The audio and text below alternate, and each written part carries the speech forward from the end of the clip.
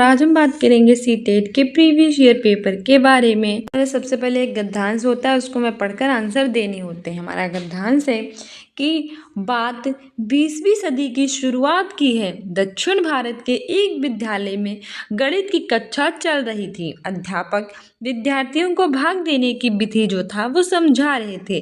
अध्यापक ने बताया कि अगर 4 आमों को 4 बालकों में बांटा जाए तो प्रत्येक को 1 आम मिलेगा। इसी तरह से अगर 10 आमों को हमने 10 व्यक्तियों में बांटा तो प्रत्येक को कितने आम मिलेंगे, तब भी प्रत्येक को 1 आम मिलेगा। आगे भी बोले कि अगर किसी संख्या का उसी संख्या से भाग किया जाए तो भागफल हमेशा 1 ही होता है। कक्षा के एक मेधावी छात्र को इस सूत्र की गलती समझ में आ गई। उसने पूछा, महोदय, अगर 0 आमों की 0 व्यक्तियों में बांटा जाए तो क्या प्रत्येक को 1 आम मिलेगा? इस असाधारण प्रश्न को सुनते ही अध्यापक को कुछ विचलित से हो गए। वे डांट कर बोले कि 0 का कोई मान नहीं होता। पर विद्यार्थी ने आत्मविश्वास के साथ कहा, महोदय, 0 का मान होता है। अगर 2 के दाईं ओर हम एक 0 रख दें तो 20 हो जाता है। इसी में एक और 0 बढ़ा दे तो 200 हो जाता है। विद्यार्थी आधुनिक युग में भारत का सर्वश्रेष्ठ गणितज्ञ कहलाया। गद्यांश था।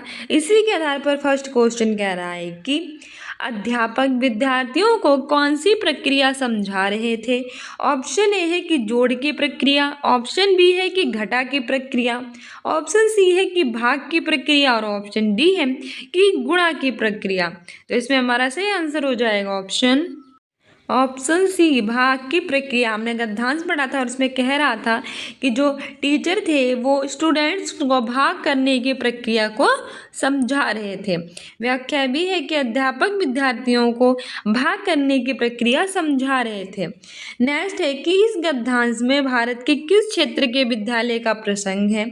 यानी कि हमने जो गद्यांश पढ़ा उसमें कौन सा भारत विद्यालय था? उत्तर भारत ऑप्शन ए है, ऑप्शन बी है दक्षिण भारत, ऑप्शन सी है पूर्वी भारत, ऑप्शन डी है पश्चिमी भारत। हमने पूरा गद्यांश अच्छे से देखा था और उसमें दक्षिणी भारत की चर्चा थी, तो ऑप्शन बी सही हो जाएगा, किसमें दक्षिणी भारत की चर्चा थी।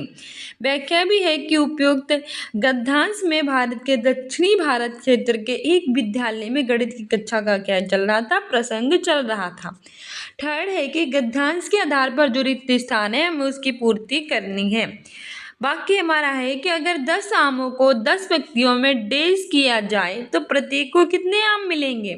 ऑप्शन ए है विभाजित, ऑप्शन बी है वर्गीकृत, ऑप्शन सी है विकसित, ऑप्शन डी है वर्णित। सही आंसर हो जाएगा ऑप्शन ए विभाजित। अगर 10 आमों को 10 व्यक्तियों में विभाजित किया जाए तो प्रत्येक को 1 आम मिलेगा। ऑप्शन ए सही हो जाएगा। व्याख्या भी है कि उपयुक्त गद्यांश के आधार पर रिक्त स्थान की पूर्ति में निम्नलिखित शब्द आएगा। अगर 10 आमों को 10 व्यक्तियों में हमने विभाजित किया जाए तो प्रत्येक को कितने आम मिलेंगे? 1 आम मिलेगा। नेक्स्ट क्वेश्चन है कि छात्र का ये प्रश्न सुनकर अध्यापक की क्या प्रतिक्रिया थी। छात्र का जो प्रश्न था वो सुना था तो इसमें अध्यापक की क्या रिस्पॉन्स क्या प्रतिक्रिया थी। ऑप्शन ए कि अध्यापक बहुत प्रसन्न हुए, ऑप्शन बी है कि अध्यापक बहुत निराश हुए, ऑप्शन सी है अध्यापक कुछ विचलित से हो गए और ऑप्शन डी है कुछ क्रोधित से हो गए। तो हमने देखा था कि जब छात्र ने प्रश्न पूछा था तो उसको सुनकर अध्यापक कुछ विचलित से हो गए थे। ऑप्शन सी बिल्कुल सही हो जाएगा। व्याख्या भी है कि उपयुक्त गद्यांश के अनुसार छात्र का प्रश्न सुनकर अध्यापक विचलित हो गए। नेक्स्ट है कि अध्यापक ने विद्यार्थी को क्या उत्तर दिया था। ऑप्शन ए है कि 0 जैसी कोई अवधारणा ही नहीं होती, सेकंड था कि 0 का कोई मान ही नहीं होता, थर्ड है कि 0 का 0 से विभाजन हो सकता है और ऑप्शन डी है कि 0 को गिनती में नहीं रखा जाता। तो उसने कहा था कि 0 का कोई भी मान नहीं होता है। ऑप्शन बी कैसे ही हो जाएगा, क्योंकि उसने जैसे ही कहा था कि 0 का कोई मान, उसको सुना था तुरंत कह दिया था कि 0 का कोई मान नहीं होता है। ठीक है। नेक्स्ट है कि छात्र को अध्यापक से प्रश्न पूछने की आवश्यकता हुई क्योंकि, यानी कि जो स्टूडेंट्स था उसने अपने टीचर से क्वेश्चन पूछा, क्यों पूछा। ऑप्शन ए है कि छात्रों को प्रश्न करने की आदत थी इसीलिए, ऑप्शन बी है कि छात्र को अध्यापक की बात ही नहीं समझ में आ रही थी इसीलिए, थर्ड है कि अध्यापक ने छात्र को प्रश्न करने के लिए प्रोत्साहित किया था। और ऑप्शन डी है कि जो छात्र था उसको अध्यापक के बनाए सूत्र में गलती नजर आई थी। तो हमने बहुत अच्छे से अगर गद्यांश पढ़ा होगा तो हम तुरंत आंसर दे देंगे। और उसमें दिख भी रहा था कि छात्र जो था, स्टूडेंट था, उसको अध्यापक के बनाए सूत्र में क्या नजर आई थी? गलती नजर आई थी। उसने प्रश्न पूछने की उसे आवश्यकता हुई थी। ऑप्शन डी सही हो जाएगा। व्याख्या भी है कि उपयुक्त गद्यांश के अनुसार छात्र को अध्यापक से प्रश्न पूछने की आवश्यकता इसलिए हुई क्योंकि छात्र को अध्यापक के बनाए सूत्र में क्या नजर आई थी? गलती। नेक्स्ट है कि निम्नलिखित में से कौन सा शब्द भिन्न है यानी कि अलग है? ऑप्शन ए है सर्वश्रेष्ठ, ऑप्शन बी है विद्यार्थी, ऑप्शन सी है मेधावी और ऑप्शन डी है असाधारण।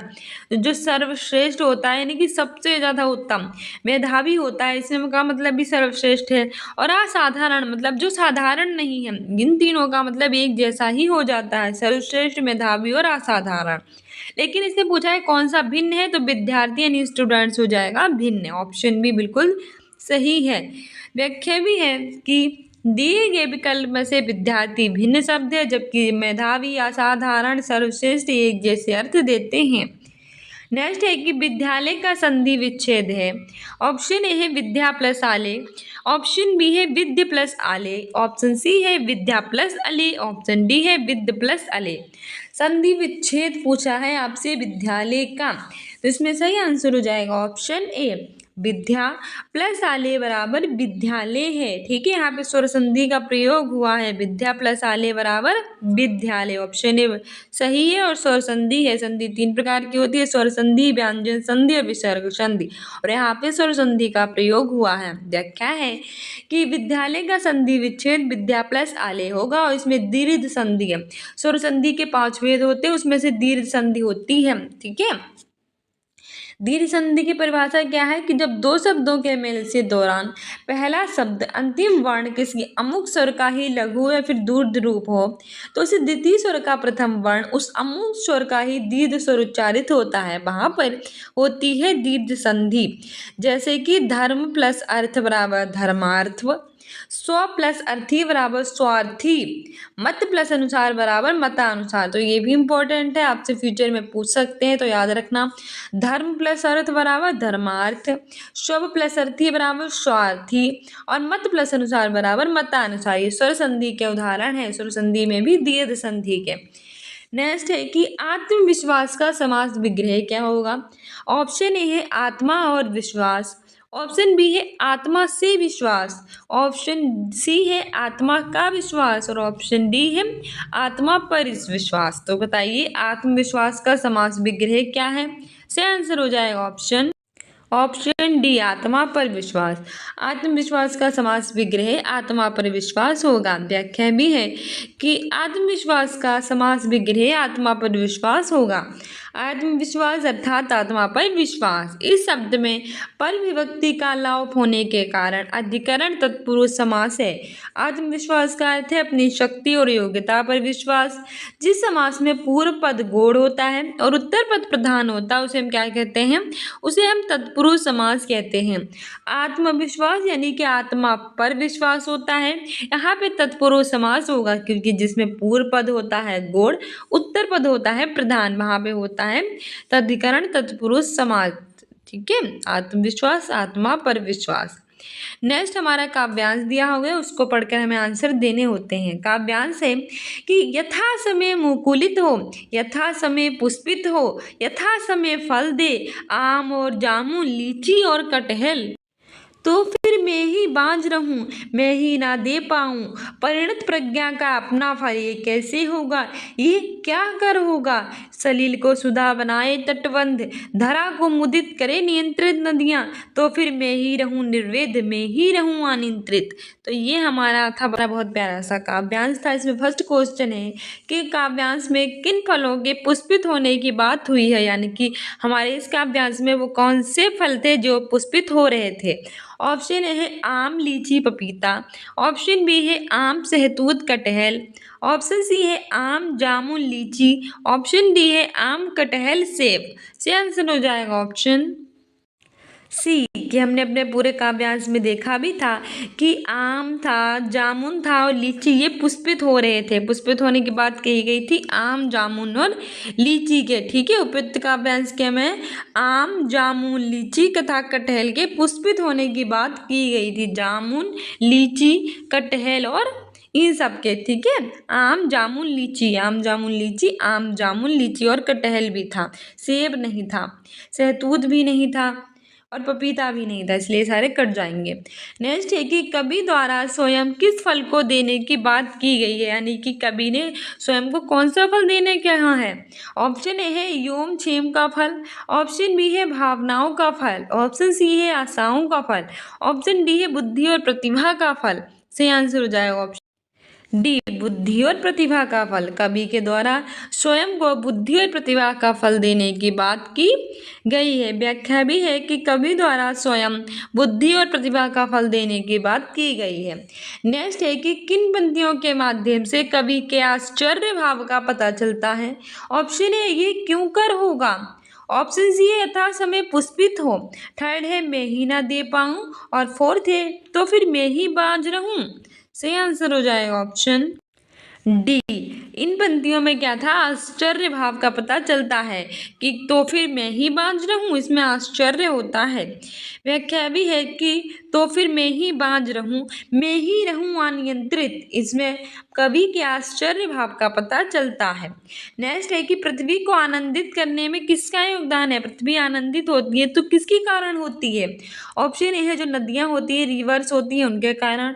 ऑप्शन बी होती है मिट्टी, शॉल वगैरह के कारण। थर्ड होती है बुद्धि के कारण और फोर्थ होती है मनुष्य, ह्यूमन के कारण। सही आंसर हो जाएगा हमारा ऑप्शन ए, नदियों का। पृथ्वी को आनंदित करने में जो होता है वो किसका योगदान होता है, नदियों का योगदान होता है। नदियों के कारण जो होती है हमारी पृथ्वी कैसी होती है, आनंदित होती है। व्याख्या भी है कि उपयुक्त काव्यांश के अनुसार जो हमारी पृथ्वी है उसको आनंदित करने में नदियों का योगदान है। कहा भी गया था कि सलिल को सुधा बनाए तटबंध, धरा को मुद्रित करे नियंत्रित नदियां। ठीक है, नेक्स्ट हमारा क्वेश्चन है कि किन पंक्तियों में सृजन का भाव झलकता है। ऑप्शन ए है कि आम और जामुन, लीची और कटहल, ऑप्शन बी है तो फिर मैं ही बाज रहूं, थर्ड है कि यथा समय पुष्पित हो और ऑप्शन डी है यह कैसे होगा। से आंसर हो जाएगा ऑप्शन सी, यथा समय पुष्पित हो। इन पंक्तियों में सृजन का भाव है ये झलकता है। ठीक है, यथा समय पुष्पित हो। व्याख्या भी है कि यथा समय पुष्पित हो, यथा समय फल दें, इनमें सृजन का भाव जो है वो झलकता है। नेक्स्ट क्वेश्चन है कि यथा समय से क्या तात्पर्य है। ऑप्शन ए है समय के अनुसार, ऑप्शन बी है समय के बाद, ऑप्शन सी है अचानक और ऑप्शन डी है समय से पहले। से आंसर हो जाएगा ऑप्शन ए, समय के अनुसार। यथा समय मतलब समय के अनुसार हमारा। व्याख्या भी है कि यथा समय से तात्पर्य है कि समय के अनुसार, तथा इसमें अव्ययी भाव समास है। ठीक है, इसमें कौन सा समास है, अव्ययी भाव समास है और यथा समय से तात्पर्य है समय के अनुसार। जिस समास का पहला पद कोई अव्यय होता है, अव्यय मतलब अविकारी शब्द होता है, उस समास को हम अव्ययी भाव समास कहते हैं। अव्ययी समास क्या होता है, तो अव्यय समास जिसका पहला पद अव्यय होता है उसे अव्ययी भाव समास कहते हैं। अव्यय मतलब होता है अविकारी। जैसे कि यथा समय हो गया, इसमें समस्त पद है यथा और समय के योग से ये बना है। इसका पूर्व पद जो है वो यथा अव्यय है और इसका विग्रह होगा समय के अनुसार यहाँ पे, इसीलिए अव्ययी भाव समास है। नेक्स्ट है कि भाषा के बारे में कौन सा कथन सही है, यानी कि जो लैंग्वेज होती है इसके बारे में कौन सा सही है। ऑप्शन ए है कि किसी बोली की कई सारी भाषाएं हो सकती हैं, ऑप्शन बी है कि बोली और भाषा जो है वो एक ही होती है, थर्ड है कि एक भाषा की कई सारी बोलियां हो सकती हैं और फोर्थ है कि बोली और भाषा पारस्परिक रूप से कैसी है, बोधगम्य है। से आंसर हो जाएगा ऑप्शन सी कि एक भाषा की कई बोलियां हो सकती हैं। भाषा यानी लैंग्वेज के बारे में हमसे सही कथन पूछा था, तो ये स्टेटमेंट बिल्कुल सही है कि एक भाषा की, एक लैंग्वेज की कई सारी बोलियां हो सकती हैं, ये बिल्कुल सही बात है। व्याख्या भी है कि एक भाषा की कई बोलियां हो सकती हैं। ये बात भाषा के बारे में बिल्कुल सही है। एक भाषा के अंदर अनेक बोलियां हो सकती हैं, लेकिन एक बोली के अंदर अनेक भाषाएं बिल्कुल भी नहीं हो सकती। आपको इस बात का ध्यान रखना है कि एक भाषा में तो कई सारी बोलियां होती हैं, पर एक बोली में कई सारी भाषाएं नहीं होती हैं। एक भाषा की विभिन्न बोलियां बोलने वाले परस्पर एक दूसरे को समझ लेते हैं, किंतु विभिन्न भाषाएं बोलने वाले दूसरे को समझ नहीं सकते हैं। अर्थात भाषाओं के विभिन्न बोलियों में बोधगम्यता होती है। जैसे खड़ी बोली में जाता हूँ बोलने वाला ब्रज भाषा का जान लो आसानी से समझ लेगा, लेकिन अंग्रेजी का आई गो है वो नहीं समझ पाएगा। ठीक है। नेक्स्ट है कि निपुण क्या है। आखिरकार जो हम पढ़ते हैं निपुण, निपुण क्या होता है? तो ऑप्शन ए है कि ये विद्यालयी शिक्षा का एक कार्यक्रम है। सेकंड है कि ये विद्यालय के बहुत जो छोटे बच्चे होते हैं उनमें साक्षरता, पठन और संख्या ज्ञान सम्मिलित करने का एक कार्यक्रम है। थर्ड है कि ये विद्यालय के बहुत छोटे बच्चों में पठन और जो गणितीय कौशल है उसको विकसित करने का कार्यक्रम है। और फोर्थ है कि विद्यालय के बहुत छोटे बच्चों में जो देशभक्ति है उसको विकसित करने का है कार्यक्रम। तो बताइए निपुण क्या होता है? इसे आंसर हो जाएगा ऑप्शन बी के विद्यालय के बहुत छोटे बच्चों में साक्षरता, पठन और संख्या ज्ञान सम्मिलित करने का कार्यक्रम है। तो आपसे पूछे कि निपुण क्या है, तो निपुण जो होता है वो विद्यालय के बहुत छोटे छोटे बच्चे होते हैं उनमें साक्षरता, पठन और संख्या ज्ञान सम्मिलित करने का एक कार्यक्रम होता है। व्याख्या भी है कि निपुण मिशन जो है विद्यालय के बहुत छोटे बच्चों में साक्षरता, पठन और संख्या ज्ञान सम्मिलित करने का कार्यक्रम है। नई शिक्षा नीति न्यू एजुकेशन पॉलिसी 2020 के सफलतापूर्वक कार्यान्वयन के लिए 5 जुलाई 2021 को भारत के जो शिक्षा मंत्री थे रमेश पोखरियाल निशंक, उन्होंने निपुण भारत कार्यक्रम की स्टार्टिंग की थी। तो आपसे पूछ भी सकता है कि निपुण भारत मिशन की शुरुआत किसने की थी? तो वो की थी पोखरियाल, रमेश पोखरियाल निशंक ने। कौन थे? ये भारत के शिक्षा मंत्री थे। कब की थी? 5 जुलाई 2021 को की थी। ठीक है। किसके सफलतापूर्वक कार्यान्वयन के बाद? नई शिक्षा नीति 2020 के सफलतापूर्वक कार्यान्वयन के बाद। निपुण का अर्थ क्या होता है? तो इसका मतलब होता है national initiative for proficiency in reading with understanding and numeracy, यानी कि संख्यात्मक ज्ञान के साथ पठन में निपुणता। निपुण भारत योजना का मुख्य उद्देश्य साक्षरता और संख्यात्मक ज्ञान को छात्रों के अंतर्गत विकसित करना होता है। दो चीजें याद रखना कि निपुण भारत मिशन की शुरुआत किसने की थी? तो भारत के शिक्षा मंत्री रमेश पोखरियाल निशंक ने की थी। कब की थी? 5 जुलाई 2021 को की थी। इसकी मतलब क्या होता है? इसका मतलब होता है national initiative for proficiency in reading with understanding and numeracy. ठीक है कि निम्नलिखित में से किस ग्राहक कौशल कहेंगे? ऑप्शन ए है कि पठन और श्रवण को, ऑप्शन बी है पठन और वाचन को, ऑप्शन सी है लेखन और श्रवण को, ऑप्शन डी है लेखन और वाचन को। तो बताइए इसमें से हम किसे ग्राहक कौशल कहेंगे? सही आंसर हो जाएगा ऑप्शन पठन और श्रवण को। जो ग्राहक कौशल है वो हम पठन को कहेंगे और श्रवण को कहेंगे। व्याख्या भी है कि निम्नलिखित में से पठन और जो श्रवण है उसको ग्राहक कौशल कहेंगे। पठन कौशल क्या होता है कि जो लिखी हुई सामग्री है उसको पढ़ते समय उसका अर्थ ग्रहण करना ही पठन कौशल होता है। कोई भी लिखी हुई सामग्री है उसको जब हम पढ़ते हैं और पढ़ते समय हम उसका अर्थ ग्रहण करते हैं तो वो कहलाता है पठन कौशल। श्रवण कौशल क्या होता है? किसी का वाचन सुनने और सुनकर अर्थ और भाव को समझने की क्रिया श्रवण कौशल कहलाती है।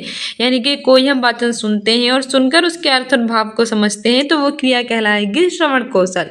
वाचन तथा लेखन अभिव्यक्त्यात्मक कौशल के अंतर्गत आते हैं।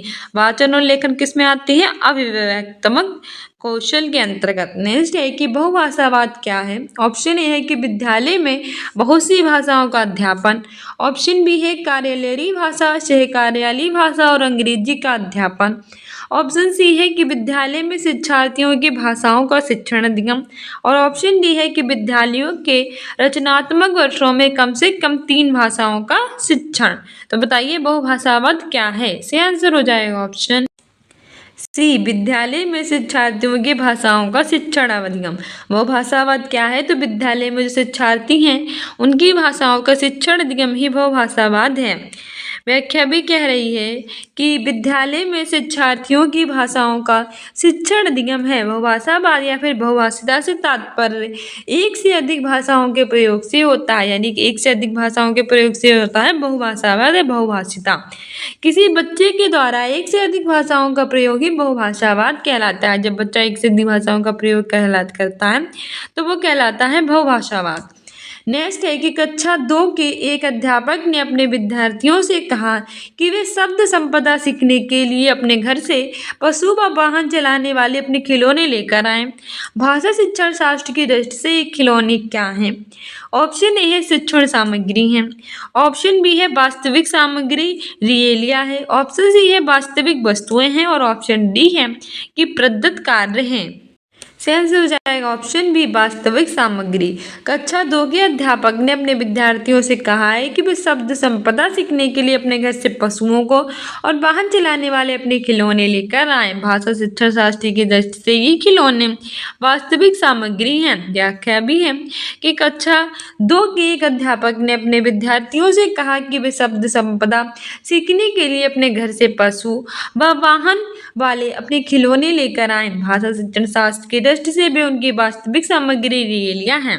वास्तविक सामग्री माध्यम से छात्र पाठ को आसानी से समझाता भी है और सीधे संपर्क में आकर वो सूक्ष्म चिंतन की ओर भी अग्रसर करता है। नेक्स्ट है कि कक्षा 3 की एक बालिका शब्दों के प्रत्येक अक्षर की धुन को समझ लेती है, पढ़ लेती है। वे क्या करने का प्रयास कर रही है? ऑप्शन ए संकेत बनाना एनकोडिंग, ऑप्शन बी है संकेत खोलना डिकोडिंग, ऑप्शन सी है अर्थ निर्माण, ऑप्शन डी है अर्थ के लिए पठन। से आंसर हो जाएगा हमारा ऑप्शन बी संकेत खोलना यानी कि डिकोडिंग। कक्षा 3 की जो बालिका है वो शब्दों के प्रत्येक अक्षर की धुन को समझ लेती है यानी कि उसको पढ़ लेती है। तो वे क्या करने का प्रयास कर रही है? वो डिकोडिंग यानी कि संकेत खोलने का प्रयास कर रही है। व्याख्या है कि कक्षा 3 की एक बालिका शब्दों के प्रत्येक अक्षर की धुन को समझ लेती है, पढ़ लेती है, यानी कि वे संकेत खोलना डिकोडिंग करने का प्रयास कर रही है। डिकोडिंग सीखने के लिए जो बुनियादी आधारभूत कौशल होता है, बच्चों के शब्द पहचानने की वो क्षमता होती है। जो बच्चा शब्द और उसके अर्थ को जितनी बेहतरीन से समझ सकता है, वह संकेत खोलना डिकोडिंग के कौशल को उतनी अच्छी गति से सीख सकता है। आपको ये बात समझनी होगी कि पहली कक्षा की अध्यापिका ने कक्षा की दीवारों पर इस तरह की जगह छोड़ी है कि बच्चे कीरम कांटे यानी कि क्रैवलिंग बना सकें, चित्रकारी कर सकें। बच्चों की इन गतिविधियों को हम क्या कहेंगे? ऑप्शन ए है आरंभिक साक्षरता, ऑप्शन बी है हाथ आंख समन्वयन, ऑप्शन सी है लेखन विकास और ऑप्शन डी है चित्रकारी सीखना। से आंसर हो जाएगा ऑप्शन ए आरंभिक साक्षरता। व्याख्या भी है कि पहली कक्षा की जो टीचर है उनने कक्षा की दीवारों पर जो है कुछ जगहें छोड़ दी जिससे बच्चे उसमें रिक्रॉलिंग यानी कि कीरम कांटे बना सकें, चित्रकारी कर सकें।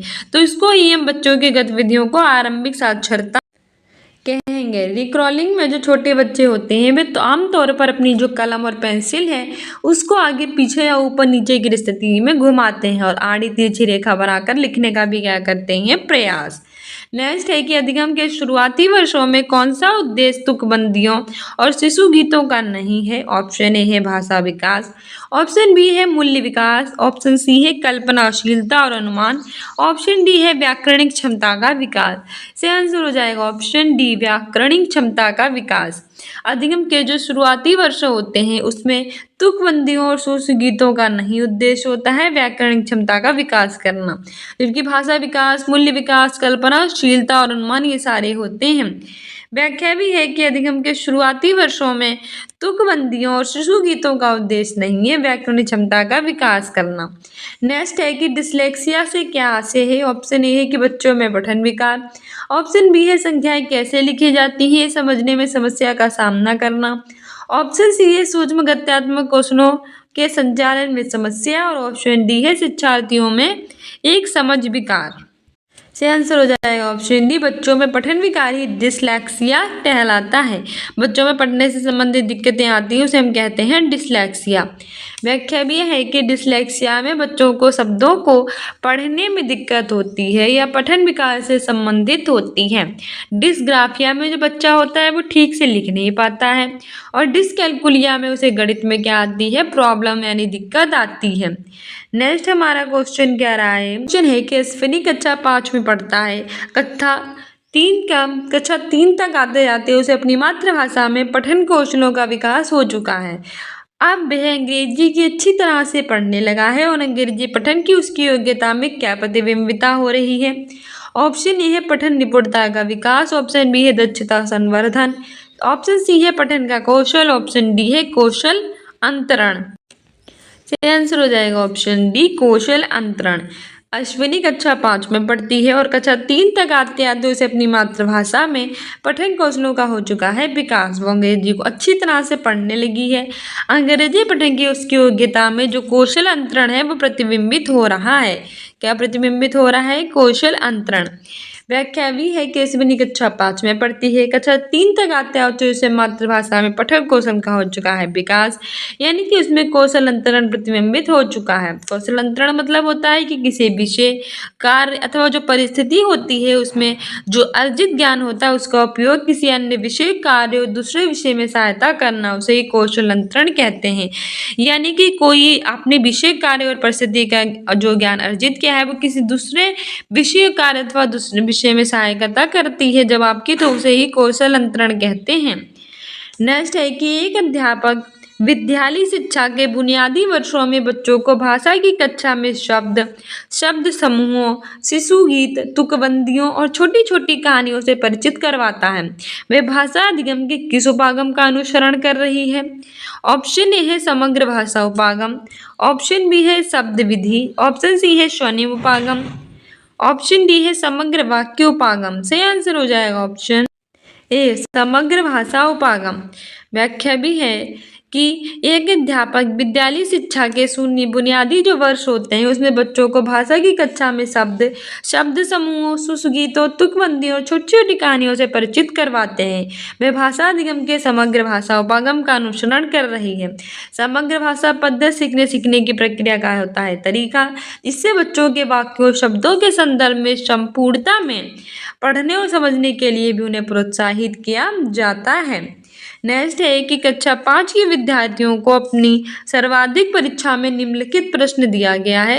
आप क्या पसंद करते हैं और क्या पसंद नहीं करते हैं, उससे निम्नलिखित वाक्यों को पूर्ति कीजिए। प्रश्न किस प्रारूप के अंतर्गत आएगा। ऑप्शन ए बहुविकल्पी, ऑप्शन बी है लघु उत्तरी, ऑप्शन सी है पाठ के बाहर एक्स्ट्रा पोलेक्टिव और ऑप्शन डी है खुले अंत वाले प्रश्न। से आंसर हो जाएगा ऑप्शन डी खुले अंत वाले प्रश्न। आप क्या पसंद करते हैं और क्या नहीं करते हैं, ये हमारा आएगा खुले अंत वाले प्रश्न के अंतर्गत। व्याख्या भी है कि यह प्रश्न खुले अंत वाले प्रश्न के अंतर्गत आएगा। इस प्रकार का प्रश्न बच्चों की जो जवाबी जिज्ञासा होता है उसको बढ़ा देता है और सोचने की भी उन्हें क्या देता है, चुनौती देता है। नेक्स्ट है कि कक्षा 4 की अध्यापिका अपने शिक्षार्थियों को एक पाठ्य सामग्री देती है और वे प्रकृति पर अपना ही एक अनुच्छेद लिखती है। ये पाठ्य सामग्री किसके अंतर्गत आएगी। ऑप्शन ए है प्रामाणिक सामग्री, ऑप्शन बी है प्राकृतिक सामग्री, ऑप्शन सी है सृजित की गई सामग्री, ऑप्शन डी है पर्यावरणीय सामग्री।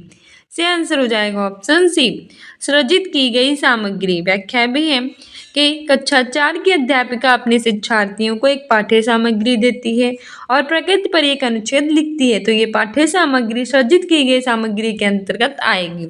सृजित की गई सामग्री क्या होती है। सृजित की गई सामग्री से होता है तात्पर्य कि विद्यार्थी द्वारा जो स्वयं के ज्ञान को अपने विचारों में व्यक्त करना। जो विद्यार्थी द्वारा अपना स्वयं का ज्ञान होता है उसको किस में व्यक्त करना, अपने विचारों में। नेक्स्ट है कि कक्षा 5 के विद्यार्थियों को 5 के समूह में बांटा गया और अपनी रुचि का विषय चुनने के लिए कहा गया। बच्चों ने समूह में थीम पर आंकड़ों का संग्रहण किया और रिपोर्ट लिखी। भाषा अधिगम को इस गतिविधि को क्या कहेंगे। ऑप्शन ए प्रदत्त कार्य, ऑप्शन बी है समूह कार्य, ऑप्शन सी है परियोजना कार्य, ऑप्शन डी है सहपाठी कार्य। से आंसर हो जाएगा ऑप्शन सी परियोजना कार्य। व्याख्या भी है कि कक्षा 5 के जो विद्यार्थी थे उनको 5 के समूह में बांटा गया था और अपने इंटरेस्ट का विषय चुनने के लिए कहा गया। बच्चों ने समूह के थीम पर आंकड़ों का संग्रहण किया और रिपोर्ट लिखी। भाषा अधिगम की इस गतिविधि को हम परियोजना कार्य कहेंगे। परियोजना कार्य उन गतिविधियों की श्रृंखला होती है जो छात्रों को उनकी जो क्षमताएं होती हैं, जो रुचियां, व्यक्तिगत अनुभव और दृष्टिकोण का उपयोग करना, अध्ययन करने की अनुमति देता है। परियोजना कार्य शिक्षक की मार्गदर्शन और निगरानी में किया जाता है। परियोजना कार्य कहाँ किया जाता है? शिक्षक के मार्गदर्शन और निगरानी में। नेक्स्ट है कि विद्यालयी बच्चों में भारतीय भाषाओं को सम्मानित करने वाले भारत सरकार के कार्यक्रम का नाम बताना है। ऑप्शन ए है भाषा सम्मेलन, ऑप्शन बी है एक भारत श्रेष्ठ भारत, ऑप्शन सी है आजादी का अमृत महोत्सव, ऑप्शन डी है भाषा संगम। ऑप्शन डी सही हो जाएगा, भाषा संगम। व्याख्या भी है कि विद्यालयी बच्चों में भारतीय भाषाओं को सम्मानित करने वाले भारत सरकार का कार्यक्रम का नाम भाषा संगम है।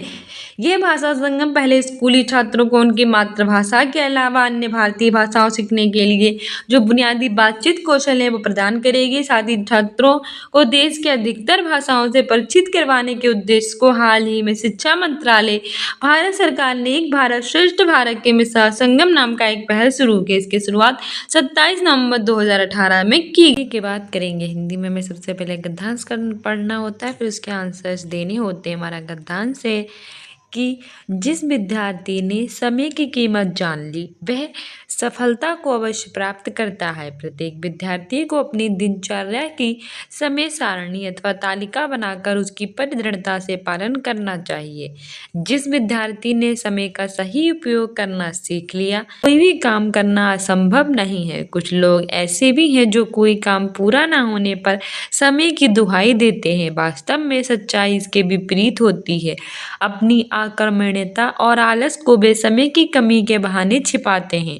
कुछ लोगों को आक्रामक रहकर निठल्ले समय बिताना अच्छा लगता है। ऐसे लोग केवल बातूनी होते हैं। दुनिया के सफलतम व्यक्तियों ने सदैव व्यस्तता जीवन बिताता है।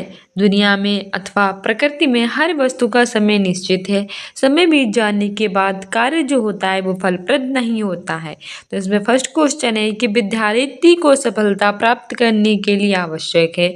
ऑप्शन ए है कि समय की दुहाई दे, ऑप्शन बी है समय की कीमत समझे, ऑप्शन सी है समय को बर्बाद कर दे, ऑप्शन डी है कि समय के अनुसार काम ना करे। हमारा ये गद्यांश भी कह रहा है कि विद्यार्थी को कभी सफलता प्राप्त हो सकती है जब वो कम समय की क्या समझे, कीमत समझे। ऑप्शन बी सही हो जाएगा, समय बर्बाद नहीं करना चाहिए। समय के अनुसार काम ना करना ये तो गलत है, समय के अनुसार काम करना चाहिए, इसने ना लगा दिया तो गलत हो जाएगा। समय की दुहाई देना ये सारे निगेटिव में है, तो सबसे अच्छा यही है कि विद्यार्थी को सफलता प्राप्त करने के लिए समय की जो कीमत है वो समझनी चाहिए, क्योंकि अगर समय निकल गया फिर काम करने का कोई हमारे पास जो है वो सही टाइम नहीं होता। अगर समय ही निकल जाएगा तो आप कैसे काम कर पाओगे। व्याख्या भी है कि दिए गए गद्यांश के अनुसार विद्यार्थी को सफलता प्राप्त करने के लिए समय की जो कीमत है उसको समझना आवश्यक है। जिस विद्यार्थी ने समय की कीमत को जान लिया वह सफलता को अवश्य ही यानी जरूर ही प्राप्त करता है। नेक्स्ट है कि दुनिया के सफलतम व्यक्तियों की सफलता का रहस्य क्या है, यानी कि दुनिया में जो व्यक्ति हैं जो सफल हो रहे हैं उनकी सफलता का क्या रहस्य है। ऑप्शन ए है समय का दुरुपयोग करें, ऑप्शन बी है समय को बर्बाद कर दे, ऑप्शन सी है समय का सदुपयोग करे, ऑप्शन डी है कि सही समय पर क्या करता रहे, आराम करता रहे। तो ये तो सब निगेटिव में जा रहे हैं ना। दुनिया के सफलतम व्यक्तियों के सफलता का रहस्य यही है कि भाई लोग इसीलिए सफल हो रहे हैं कि वे समय का क्या करें, सदुपयोग यानी कि अच्छा उपयोग कर रहे हैं। व्याख्या भी है कि दुनिया के सफलतम व्यक्तियों की सफलता का रहस्य समय का सदुपयोग रहा है। दुनिया के सफलतम व्यक्तियों ने सही समय का सही सदुपयोग किया है, यानी कि ज़रूरत पड़ने पर उन्होंने वही काम किया है जो उन्हें करना चाहिए। जैसे कि आपके विद्यार्थी जीवन में अभी आपका एक ही काम है वो है पढ़ाई करना, तो उसको अच्छे से पढ़िए और जॉब लीजिए, ये है समय का सदुपयोग। अभी अगर आपने ये नहीं किया तो एक उम्र के बाद आपको पढ़ाई जो है उससे आपका नाता हट जाएगा। यानी कि हर उम्र में थोड़ी ना पढ़ाई सही रहती है। अपनी हर एक चीज़ की हर एक उम्र होती है। अभी आपकी पढ़ने की उम्र है, अगर ये समय निकल गया फिर ये समय वापस लौट कर नहीं आएगा। नेक्स्ट है कि कुछ लोग समय की कमी के बहाने क्या छिपाते हैं।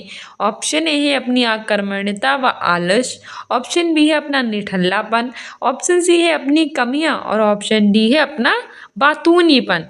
तो हमारा सही आंसर हो जाएगा ऑप्शन ए, अपनी आक्रमणता और आलस। कुछ लोग होता है वो सब कहते हैं कि अब तो हमारे पास समय ही नहीं है, हम ये काम करना चाहते हैं पर समय ही नहीं है, यानी कि अपना आलस और आक्रमणता छुपाते हैं। जैसे कि आप लोग हैं, अभी आपका सीटेट के एग्जाम में टाइम है, अभी अच्छे से पढ़ाई कर लीजिए, पर आप क्या कहते हैं, अरे अब दिन ही कितने बचे हैं, अब हमसे पढ़ा ही नहीं जाएगा, या फिर कहते हैं अभी तो बहुत टाइम है, हम आराम से पढ़ लेंगे, यानी कि अपना आलस और आक्रमणता छुपाते हैं समय की कमी के बहाने से। ठीक है। व्याख्या भी है कि उपयुक्त दिए गए गद्यांश के अनुसार कुछ लोग समय की कमी के बहाने अपनी आक्रमणता और आलस को छिपाते हैं। कुछ लोग ऐसे होते हैं जो कोई काम पूरा ना होने पर क्या करते हैं, समय की दुहाई देते हैं, यानी कि वे अपनी आक्रमणता और आलस को भी समय की कमी के बहाने छिपा लेते हैं कि हमारे पास समय ही नहीं है। वो अपना आलस जो होता है पूरे दिन पड़े पड़े रहते हैं, फिर कहते हैं हमारे पास समय ही नहीं है कि अब हम पढ़ाई करें। नेक्स्ट है कि कार्य किस स्थिति में फलप्रद नहीं होता है, यानी कि वो कौन सी स्थिति होती है जिसमें कार्य अच्छे से नहीं हो पाता। जरूर ऑप्शन ए है समय ना आने पर, ऑप्शन बी है समय कम होने पर, ऑप्शन सी है समय बीत जाने पर, ऑप्शन डी है समय अधिक होने पर। तो हमारे गद्यांश में कहा भी गया था कि हमारे पास कार्य जो है वो तब हमारे पास फलप्रद नहीं होता जब समय एक बार बीत जाता है, यानी समय बीत जाने पर कार्य फलप्रद नहीं रहता। व्याख्या भी है कि समय बीत जाने पर कार्य जो है वो फलप्रद नहीं होता है। नेक्स्ट हमारा है कि विद्यार्थी को सफलता प्राप्त करने के लिए क्या करना चाहिए। अगर विद्यार्थी सफलता प्राप्त करे इसके लिए वो करे क्या। ऑप्शन ए है कि समय सारणी का पालन करे, ऑप्शन बी है समय का दुरुपयोग करे, दुरुपयोग तो कभी नहीं करना चाहिए, सदुपयोग करना चाहिए। थर्ड है कि आक्रमणीयता का पालन करे, और फोर्थ है कि दृढ़ता का पालन करे। से आंसर हो जाएगा ऑप्शन ए समय सारणी का पालन। विद्यार्थी को सफलता तभी प्राप्त हो सकती है जब वो समय सारणी का पालन करे, यानी अपने समय के अनुसार वो वर्क करे। व्याख्या भी है कि विद्यार्थी को सफलता प्राप्त करने के लिए अपने समय सारणी का पालन करना चाहिए। प्रत्येक विद्यार्थी जो है उसे अपनी दिनचर्या की समय सारणी अथवा तालिका बनाकर उसकी पूरी दृढ़ता से क्या करना चाहिए, पूरी दृढ़ता के साथ उसका पालन करना चाहिए। नेक्स्ट है आक्रमण्यता शब्द में मूल शब्द और उपसर्ग है। ऑप्शन ए है आक्रमण्य प्लस ता, ऑप्शन बी है आ प्लस क्रमण्यता, ऑप्शन सी है अक प्लस क्रमण्यता, और ऑप्शन डी है आकर्म प्लस अण्यता। तो बताइए कि आक्रमण्यता में मूल शब्द क्या है और उपसर्ग क्या है। मूल शब्द वे होते हैं जो हमारे ये शब्द होता है उसके होते हैं, और जो उपसर्ग होता है वो किसी भी शब्द के स्टार्टिंग में लगकर उसके अर्थ को परिवर्तित कर सकते हैं। तो इसमें लगा है आ प्लस क्रमण्यता। ठीक है, से आंसर हो जाएगा ऑप्शन बी आ प्लस क्रमण्यता। ठीक है। व्याख्या भी है कि आक्रमण्यता शब्द में मूल शब्द जो है वो क्रमण्यता है, और उपसर्ग जो है वो आ है। उपसर्ग क्या होते हैं, उपसर्ग बे शब्द के अंश होते हैं जो शब्दों के स्टार्टिंग यानी प्रारंभ में जुड़कर उसके नया अर्थ बताते हैं और उसके अर्थ में क्या कर सकते हैं, परिवर्तन कर देते हैं, उन्हें कहते हैं उपसर्ग।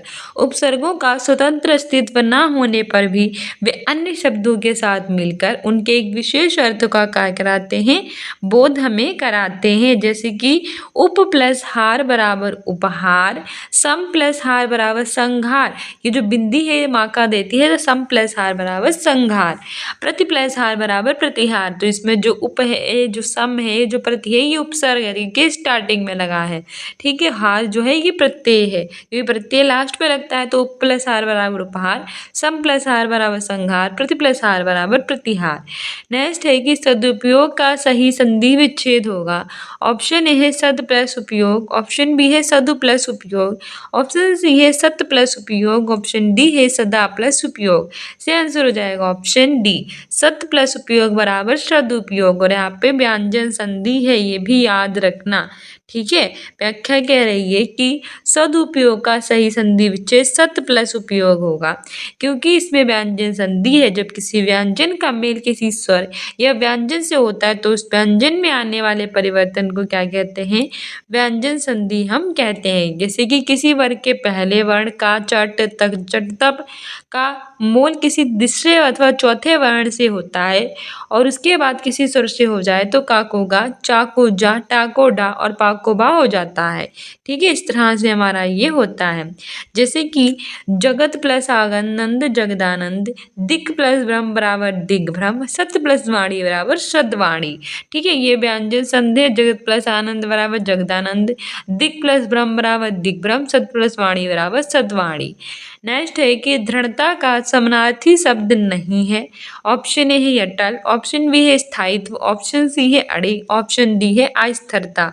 तो बताइए इसमें से कौन सा दृढ़ता का समानार्थी शब्द नहीं है। समानार्थी मतलब होता है जो एक जैसा अर्थ देते हैं, समानार्थी मतलब समान अर्थ देने वाला। तो बताइए दृढ़ता का मतलब कौन सा नहीं है। तो दृढ़ता मतलब जैसा एक जगह पे टिका रहना, यानी कि अटल होता है जिसको टाला ना जा सके, अड़िग भी होता है, अस्थिरता भी होता है। स्थिरता, स्थिरता मतलब स्थिर ना स्थिर, स्थायित्व।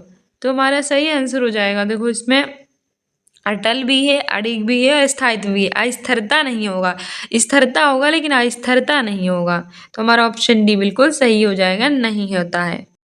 व्याख्या भी है कि दृढ़ता का समानार्थी शब्द अस्थिरता नहीं है, जबकि अटल है, स्थायित्व है, अड़िग है, स्थिरता है, मजबूती है, ये सब दृढ़ता के समानार्थी समान अर्थ देने वाले शब्द हैं।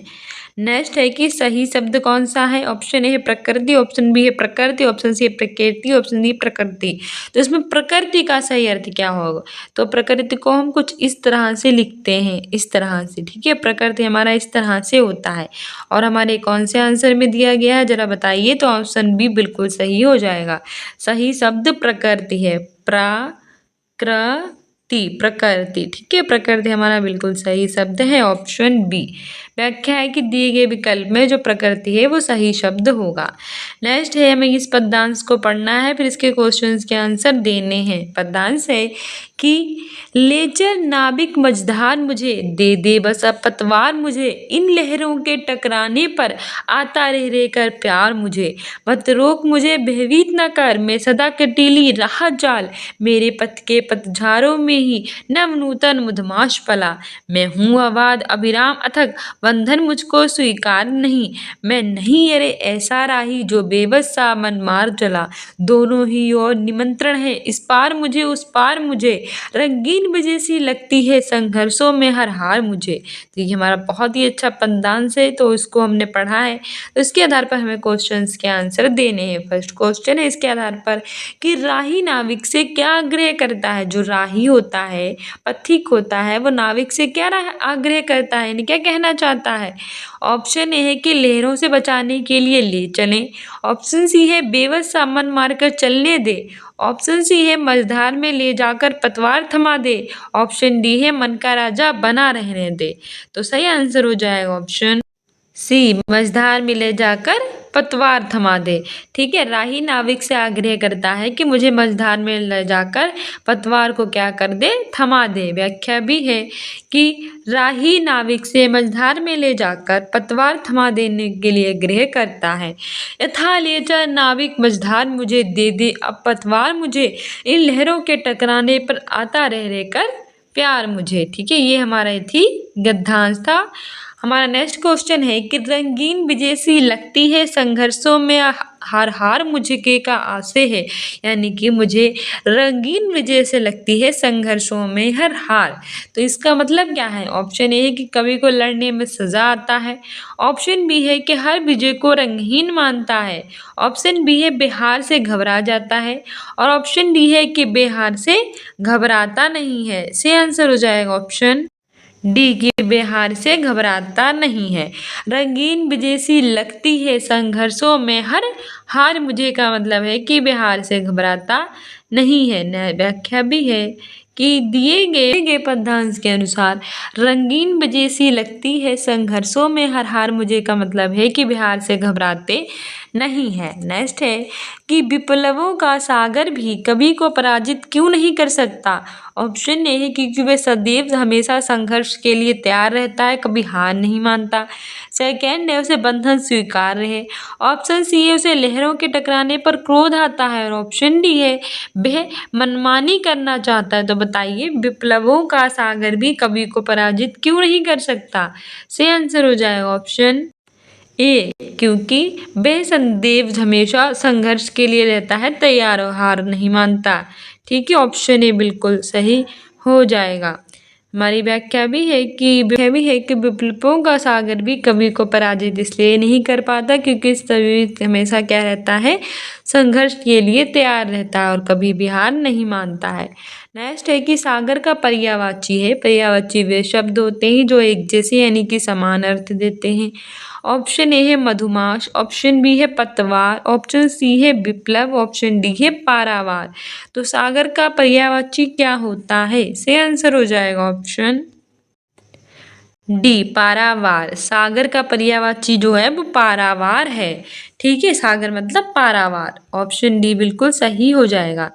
व्याख्या भी है कि सागर का पर्यायवाची पारावार है। सागर के कई पर्यायवाची होते हैं जैसे कि पयोधी, उदधि, नदीश, नदीश मतलब नदियों का, ईश मतलब नदियों का स्वामी, उदधि, पयोधी, पयोधी मतलब होता है धारण करने वाला, जलद यानी जल को धारण करने वाला, बारी यानी कि बारी मतलब जल, जल को धारण करने वाला, नीर, निधि, अर्णव, जलधाम, अवधि इत्यादि। ठीक है, ये सारे के सारे इंपॉर्टेंट हैं, याद रखना। सागर का पर्यायवाची होता है पारावार, पयोधि, उदधि, नदीश, जलधि, वारिधि, नीर, निधि, अर्णव, जलधाम और अवधि।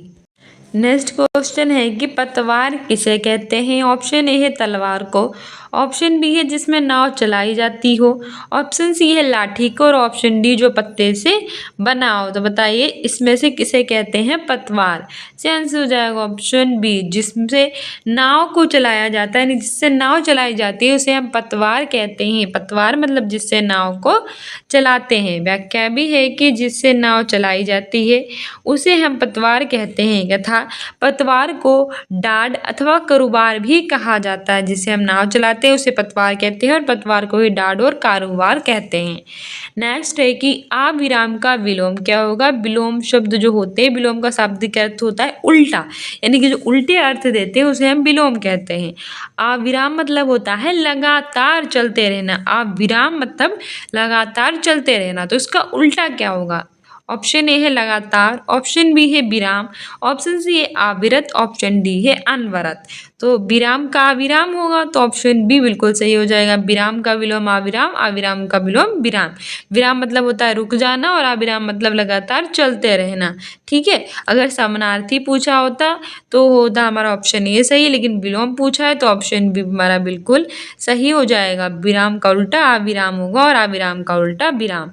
व्याख्या भी है कि अविराम का विलोम जो है वो विराम होगा तथा लगातार, अविरत और अनवरत ये सब अविराम के समानार्थी शब्द होंगे। लगातार, अविरत और अनवरत समानार्थी मतलब समान अर्थ देने वाले।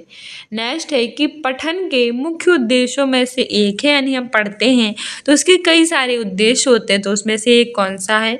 ऑप्शन ए है कि प्रभाव के साथ पढ़ें, ऑप्शन बी है कि ऊंचे स्वर और स्पष्ट रूप से पढ़ें, ऑप्शन सी है कि पाठ्य सामग्री में से अर्थ निकालें और ऑप्शन डी है कि पठन के समय विराम चिन्हों और स्तर शैली का प्रयोग करें। तो बताइए पठन के कई सारे उद्देश्य होते हैं, इसमें से कौन सा एक है?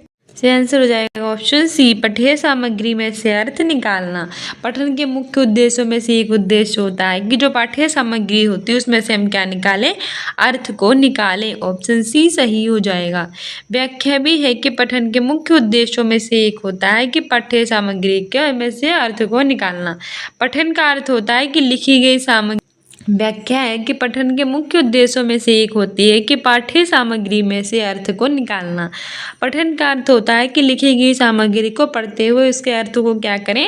हम ग्रहण करें। इसके कई सारे उद्देश्य होते हैं, उसमें से होता है अर्थ निकालना, और अर्थ निकालने का मतलब होता है कि कोई लिखी गई सामग्री है उसको जब हम पढ़ें तो उसमें से अर्थ को हम ग्रहण कर लें कि आखिरकार वो कहना क्या चाहती है। नेक्स्ट है कि सार्वभौमिक व्याकरण पदावली यानी कि नाम चौमुस्की के द्वारा दी गई है सार्वभौमिक व्याकरण। ऐसी क्या? ऑप्शन ए है कि सभी के द्वारा सर्वत्र अनुसरित बुनियादी व्याकरणिक सिद्धांतों का समूह है और लोगों के द्वारा आसानी से पहचाना जाता है। सेकंड है कि सभी प्राकृतिक भाषाओं के लिए बुनियादी व्याकरण सिद्धांतों का समूह है। थर्ड है कि सभी प्राकृतिक भाषाओं के लिए आधारभूत अग्रवर्ती व्याकरण सिद्धांतों का समूह है। और फोर्थ है कि सार्वभौमिक रूप से माननीय कार्य अभ्यास है जिन्हें समय के साथ व्याकरण के रूप में जाना जाए। सही आंसर हो जाएगा ऑप्शन बी कि सभी प्राकृतिक भाषाओं के लिए बुनियादी व्याकरण सिद्धांतों का समूह है। सार्वभौमिक व्याकरण पदावली नाम चॉम्स्की के द्वारा दी गई है। सार्वभौमिक व्याकरण का मतलब होता है कि सभी प्राकृतिक जो भाषाएं होती हैं उनके लिए जो बुनियादी व्याकरण सिद्धांत होता है उनका समूह है। ठीक है, व्याख्या भी है कि सार्वभौमिक व्याकरण पदावली नोम चॉम्स्की ने दी है और सार्वभौमिक व्याकरण सभी प्राकृतिक जो भाषाएं होती हैं उनके लिए बुनियादी व्याकरणिक सिद्धांतों का समूह होता है। सार्वभौमिक व्याकरण के सिद्धांत का प्रस्ताव होता है कि यदि मनुष्य को सामान्य परिस्थितियों में लाया जाता है तो वह हमेशा कुछ गुणों के साथ भाषा विकसित करेंगे। नेक्स्ट है कि भाषा अध्यापक को प्राथमिक स्तर पर पोस्टर, चित्र और अन्य प्रकार की पठन सामग्रियों का प्रदर्शन किस ऊंचाई पर करना चाहिए। यानी कि जो लैंग्वेज का टीचर होता है उसको प्राथमिक स्तर प्राइमरी लेवल पर जो पोस्टर वगैरह होते हैं, चित्र वगैरह होते हैं और अन्य तरह की जो सामग्री होती है पढ़ने की उसका प्रदर्शन करने के लिए किस ऊंचाई पर करना चाहिए। ऑप्शन ए है कि उन्हें सुरक्षित रखने और फटने से बचाने के लिए इस ऊंचाई पर रखना चाहिए जहाँ शिक्षार्थी पहुंच ही ना सकें। सेकेंड है कि सुविधाजनक ऊंचाई पर रखें जहां विद्यार्थी छू सके और पढ़ भी सके। ये तो बड़ा अच्छा मालूम हो रहा है। थर्ड भी देख लेते हैं। थर्ड है कि कक्षा के बाहर बुलेटिन बोर्ड पर लगा दें और फोर्थ है कि पुस्तकालय में लगा दें जहां शिक्षार्थी जाएं और सामग्री को खोजें। तो ये सब तो नहीं होंगे। सही आंसर हमारा ऑप्शन बी ही हो जाएगा कि भाषा अध्यापक को प्राथमिक स्तर पर जो पोस्टर हैं, चित्र हैं और अन्य प्रकार की पठन सामग्रियां हैं उनका प्रदर्शन उस सुविधाजनक ऊंचाई पर करना चाहिए जहां शिक्षार्थी हैं, जो स्टूडेंट्स हैं, उन्हें छू भी सकें और उसे पढ़ भी सकें। ठीक है, हमारा ऑप्शन भी बिल्कुल सही है। व्याख्या भी है कि भाषा अध्यापक को प्राथमिक स्तर पर पोस्टर, चित्र और अन्य प्रकार की जो पठन सामग्री है उसका प्रदर्शन बच्चों की सुविधाजनक ऊंचाई पर करना चाहिए जिसे शिक्षार्थी छू सकें और पढ़ सकें। प्रिंट संबद्ध परिवेश अधिगम में सहायक सामग्री की तरह होता है और भाषाई कक्षा को क्या बनाता है, इंटरेस्टिंग बनाता है। प्रिंट या फिर चित्र देखकर बच्चे आसानी से चीज़ों को समझ भी सकते हैं। अगर जो ऐसे होंगे चित्र, प्रिंट वगैरह बच्चों को बहुत अच्छे लगते हैं, वो उनमें बहुत ज़्यादा अंदर इंटरेस्ट पैदा होता है और उन्हें बहुत अच्छे लगते हैं और वो अच्छे से उन्हें चीज़ों को समझ पाते हैं। तो भी हमारे क्लासरूम में ज़रूर करना चाहिए। नेक्स्ट है कि बुनियादी साक्षरता और गणित यानी कि FLN मिशन सफलतापूर्वक क्रियान्वित करने के लिए क्या महत्वपूर्ण है। ऑप्शन ए है कि पूर्व विद्यालय से ही अंग्रेजी भाषा हम लागू कर दें। सेकेंड है कि नियमित रूप से कक्षा परीक्षण आयोजित करें और आकलन को बाल मित्रवत बनाएं। थर्ड है कि उन भाषाओं का प्रयोग करें जिनमें शिक्षार्थी परिचित हैं और फोर्थ है कि निर्देश का माध्यम बदलकर अंग्रेजी माध्यम हम कर दें। तो उसमें हमारा सही आंसर हो जाएगा ऑप्शन सी, बुनियादी साक्षरता और गणित FLN मिशन सफलतापूर्वक क्रियान्वित करने के लिए उन भाषाओं का प्रयोग करें जिनसे शिक्षार्थी परिचित हों। हमें ऐसी भाषा नहीं स्टार्ट करनी चाहिए जिसे बच्चे जानते ही ना हो। अगर आप सब कुछ अंग्रेजी में ही रखेंगे और बच्चों को समझ ही ना आएगी तो क्या फ़ायदा है इसका। तो हम उन भाषा का प्रयोग कर सकते हैं जिससे विद्यार्थी जानते हो, यानी कि बच्चे जिससे परिचित हों। व्याख्या भी है कि बुनियादी साक्षरता और गणित FLN मिशन जो होता है वो सफलतापूर्वक क्रियान्वित करने के लिए जरूरी होता है उन भाषाओं को परिचित कराना जिससे बच्चा होता है परिचित, उनका प्रयोग करना। बुनियादी साक्षरता और गणित मिशन एक राष्ट्रीय पहल होती है। FLN मिशन यह सुनिश्चित करने की दिशा में एक कदम होता है जिससे बच्चे थर्ड तक अर्थ के साथ पठन कौशल और बुनियादी संख्यात्मक कौशल को क्या कर सकें, प्राप्त कर सकें। ठीक है, नेक्स्ट कह रहा है कि गीतिका बिहार में रहती है, यानी कि जो गीतिका है वो कहाँ रहती है, बिहार में। वे अपने पिता के साथ दिल्ली आई है और अपनी कक्षा में पढ़ने लगी है। वे मैथिली भाषा बोलती है। आप ऑप्शन ये है कि उससे सहपाठियों के साथ घुलने मिलने के लिए कहेंगे और अब तक जो कक्षा में आए हुए हैं उन्हें जानने के लिए कहेंगे। यानी हम क्या कहेंगे कि मतलब एक जो गीतिका लड़की है वो कहाँ से आई है, बिहार में रहती है और वो अपने पिता के साथ आई है दिल्ली में और कक्षा में पढ़ने लगी है। तो वो और वह मैथिली भाषा बोलती है। तो आप क्या करेंगे इसके लिए, ये करेंगे कि बाकी सहपाठियों के साथ उन्हें घुला मिला देंगे और कहेंगे कि जो काम कक्षा में हुए हैं उन्हें जानने के लिए कहेंगे। ठीक है, घुल मिलकर आप वो वर्क करो जो अभी तक क्लासरूम में हुए हैं। सेकंड है कि आप उनसे अनौपचारिक रूप से बातचीत करेंगे, उसकी मैथिली भाषा को स्वीकृत करेंगे जिससे कि वे नई भाषा में नई स्थिति में आसानी से सहज महसूस कर सकें। थर्ड है कि आप उसे विद्यालय की माध्यम भाषा हिंदी में बात करेंगे जिससे कि वह जल्दी से जल्दी हिंदी को सीख ले। और फोर्थ है कि आप उसे हिंदी लेखन के बहुत से अभ्यास कार्य देंगे क्योंकि वह हिंदी को सीखनी है। तो सही आंसर हो जाएंगे ऑप्शन बी। अगर गीतिका बिहार में रहती है और अपने पिता के साथ दिल्ली आई है और अपनी कक्षा में पढ़ने लगी है और मैथिली भाषा बोलती है तो आप उसे अनौपचारिक रूप से बातचीत कर सकती हैं, उसकी मैथिली भाषा को स्वीकार कर सकती हैं जिससे कि वे अपनी स्थिति में कैसी होने लगे, सहज महसूस होने लगे। ठीक है, सबसे अच्छा है व्याख्या भी है कि गीतिका बिहार में रहती है और अपने पिता के साथ दिल्ली आई है और अपनी क्लासरूम में पढ़ रही है, मैथिली भाषा बोलती है और तो एक टीचर होने के नाते आप उसकी अनौपचारिक रूप से बात करेंगे, उसकी मैथिली भाषा को स्वीकार करेंगे जिससे वो अपनी कक्षा में बेझिझक होकर सबसे अच्छे से बात कर सके और अपने आप को अच्छे से एक्सप्रेस कर सके। नेक्स्ट है कि निम्नलिखित में से कौन सा पोर्टफोलियो में नहीं रखा जा सकता। ऑप्शन ए है चित्रकारी, ऑप्शन बी है कार्यपत्रक वर्कशीट, ऑप्शन सी है कक्षा में हुई चर्चा और ऑप्शन डी है फोटोग्राफ। तो इसमें से हम क्या पोर्टफोलियो में नहीं रख सकते? सही आंसर हो जाएगा ऑप्शन सी, कक्षा में हुई चर्चा। इसको हम पोर्टफोलियो में नहीं रख सकते हैं, जबकि चित्रकारी है, कार्यपत्रक यानी वर्कशीट है, फोटोग्राफ है, इन सबको रख सकते हैं। हमसे नहीं पूछा था और वो भी पोर्टफोलियो को, वो हमारी हो जाएगी ऑप्शन सी, इसको नहीं रख सकते हैं। व्याख्या है कि निम्नलिखित में से क्लासरूम में हुई जो चर्चा है उसको हम पोर्टफोलियो में नहीं रख सकते हैं। पोर्टफोलियो से विद्यालय की मूलभूत जानकारियों के अंतर्गत कई सारे बिंदुओं को समाहित करते हैं, जैसे कि विद्यार्थी का नाम क्या है, उसका कक्षा और वर्ग क्या है, पाठशाला का नाम क्या है, उसकी जन्म तिथि, दाखिला, खारिज, जाति आधार कार्ड, समग्र आईडी और फोटोग्राफ। ठीक है, इसको हम कक्षा में हुई चर्चा में रख नहीं सकते हैं। बाकी हम कक्षा में विद्यार्थी का नाम रख सकते हैं, कक्षा और वर्ग रख सकते हैं, पाठशाला का नाम रख सकते हैं, जन्म तिथि, दाखिला, खारिज, जाति, आधार कार्ड नंबर, समग्र आईडी और फोटोग्राफ वगैरह भी रख सकते हैं। नेक्स्ट है कि एक अच्छे डेस में सभी वाक्य मुख्य विचार बिंदु थीम को उभारने में मिलकर कार्य करते हैं। ऑप्शन ए है अनुच्छेद, ऑप्शन बी है प्रारूप, ऑप्शन सी है पैराफ्रेज, ऑप्शन डी है संपादन। तो एक अच्छे डेस में जितने भी वाक्य होते हैं वो मुख्य विचार बिंदु जो उसकी थीम होती है उसको उभारने में मिलकर कार्य करते हैं। सही आंसर हो जाएगा ऑप्शन ए, अनुच्छेद। एक अच्छे अनुच्छेद में जितने भी वाक्य हैं, मुख्य विचार बिंदु हैं, वो थीम को उभारने में मिलकर कार्य को करते हैं। ऑप्शन ए सही हो जाएगा। व्याख्या भी है कि एक अच्छे अनुच्छेद में सभी वाक्य मुख्य विचार बिंदु थीम को उभारने में मिलकर वर्क करते हैं। नेक्स्ट है कि पठन का कौन सा तरीका पंक्ति दर पंक्ति से संकेत देता है। ऑप्शन ए है विस्तृत पठन, ऑप्शन बी है सौस्वर पठन, ऑप्शन सी है गहन पठन, ऑप्शन डी है निर्देशित पठन। सही आंसर हो जाएगा ऑप्शन सी, गहन पठन। पठन का जो गहन पठन होता है ये पंक्ति दर पंक्ति से संकेत देता है। तो पंक्ति दर पंक्ति से कौन संकेत देता है? तो वो गहन पठन देता है। व्याख्या भी है कि पठन का जो गहन पठन तरीका है ये पंक्ति दर पंक्ति से संकेत देता है। गहन पठन सौस्वर और मौन वाचन कौशल की योग्यता का विकास करता है जिसके माध्यम से अधिक ज्ञान को अर्जित किया जा सकता है। पठन कौशल मुख्यतः होते हैं 4 प्रकार के। एक होता है सौस्वर पठन, दूसरा होता है मौन पठन, तीसरा होता है गहन पठन और चौथा होता है व्यापक पठन।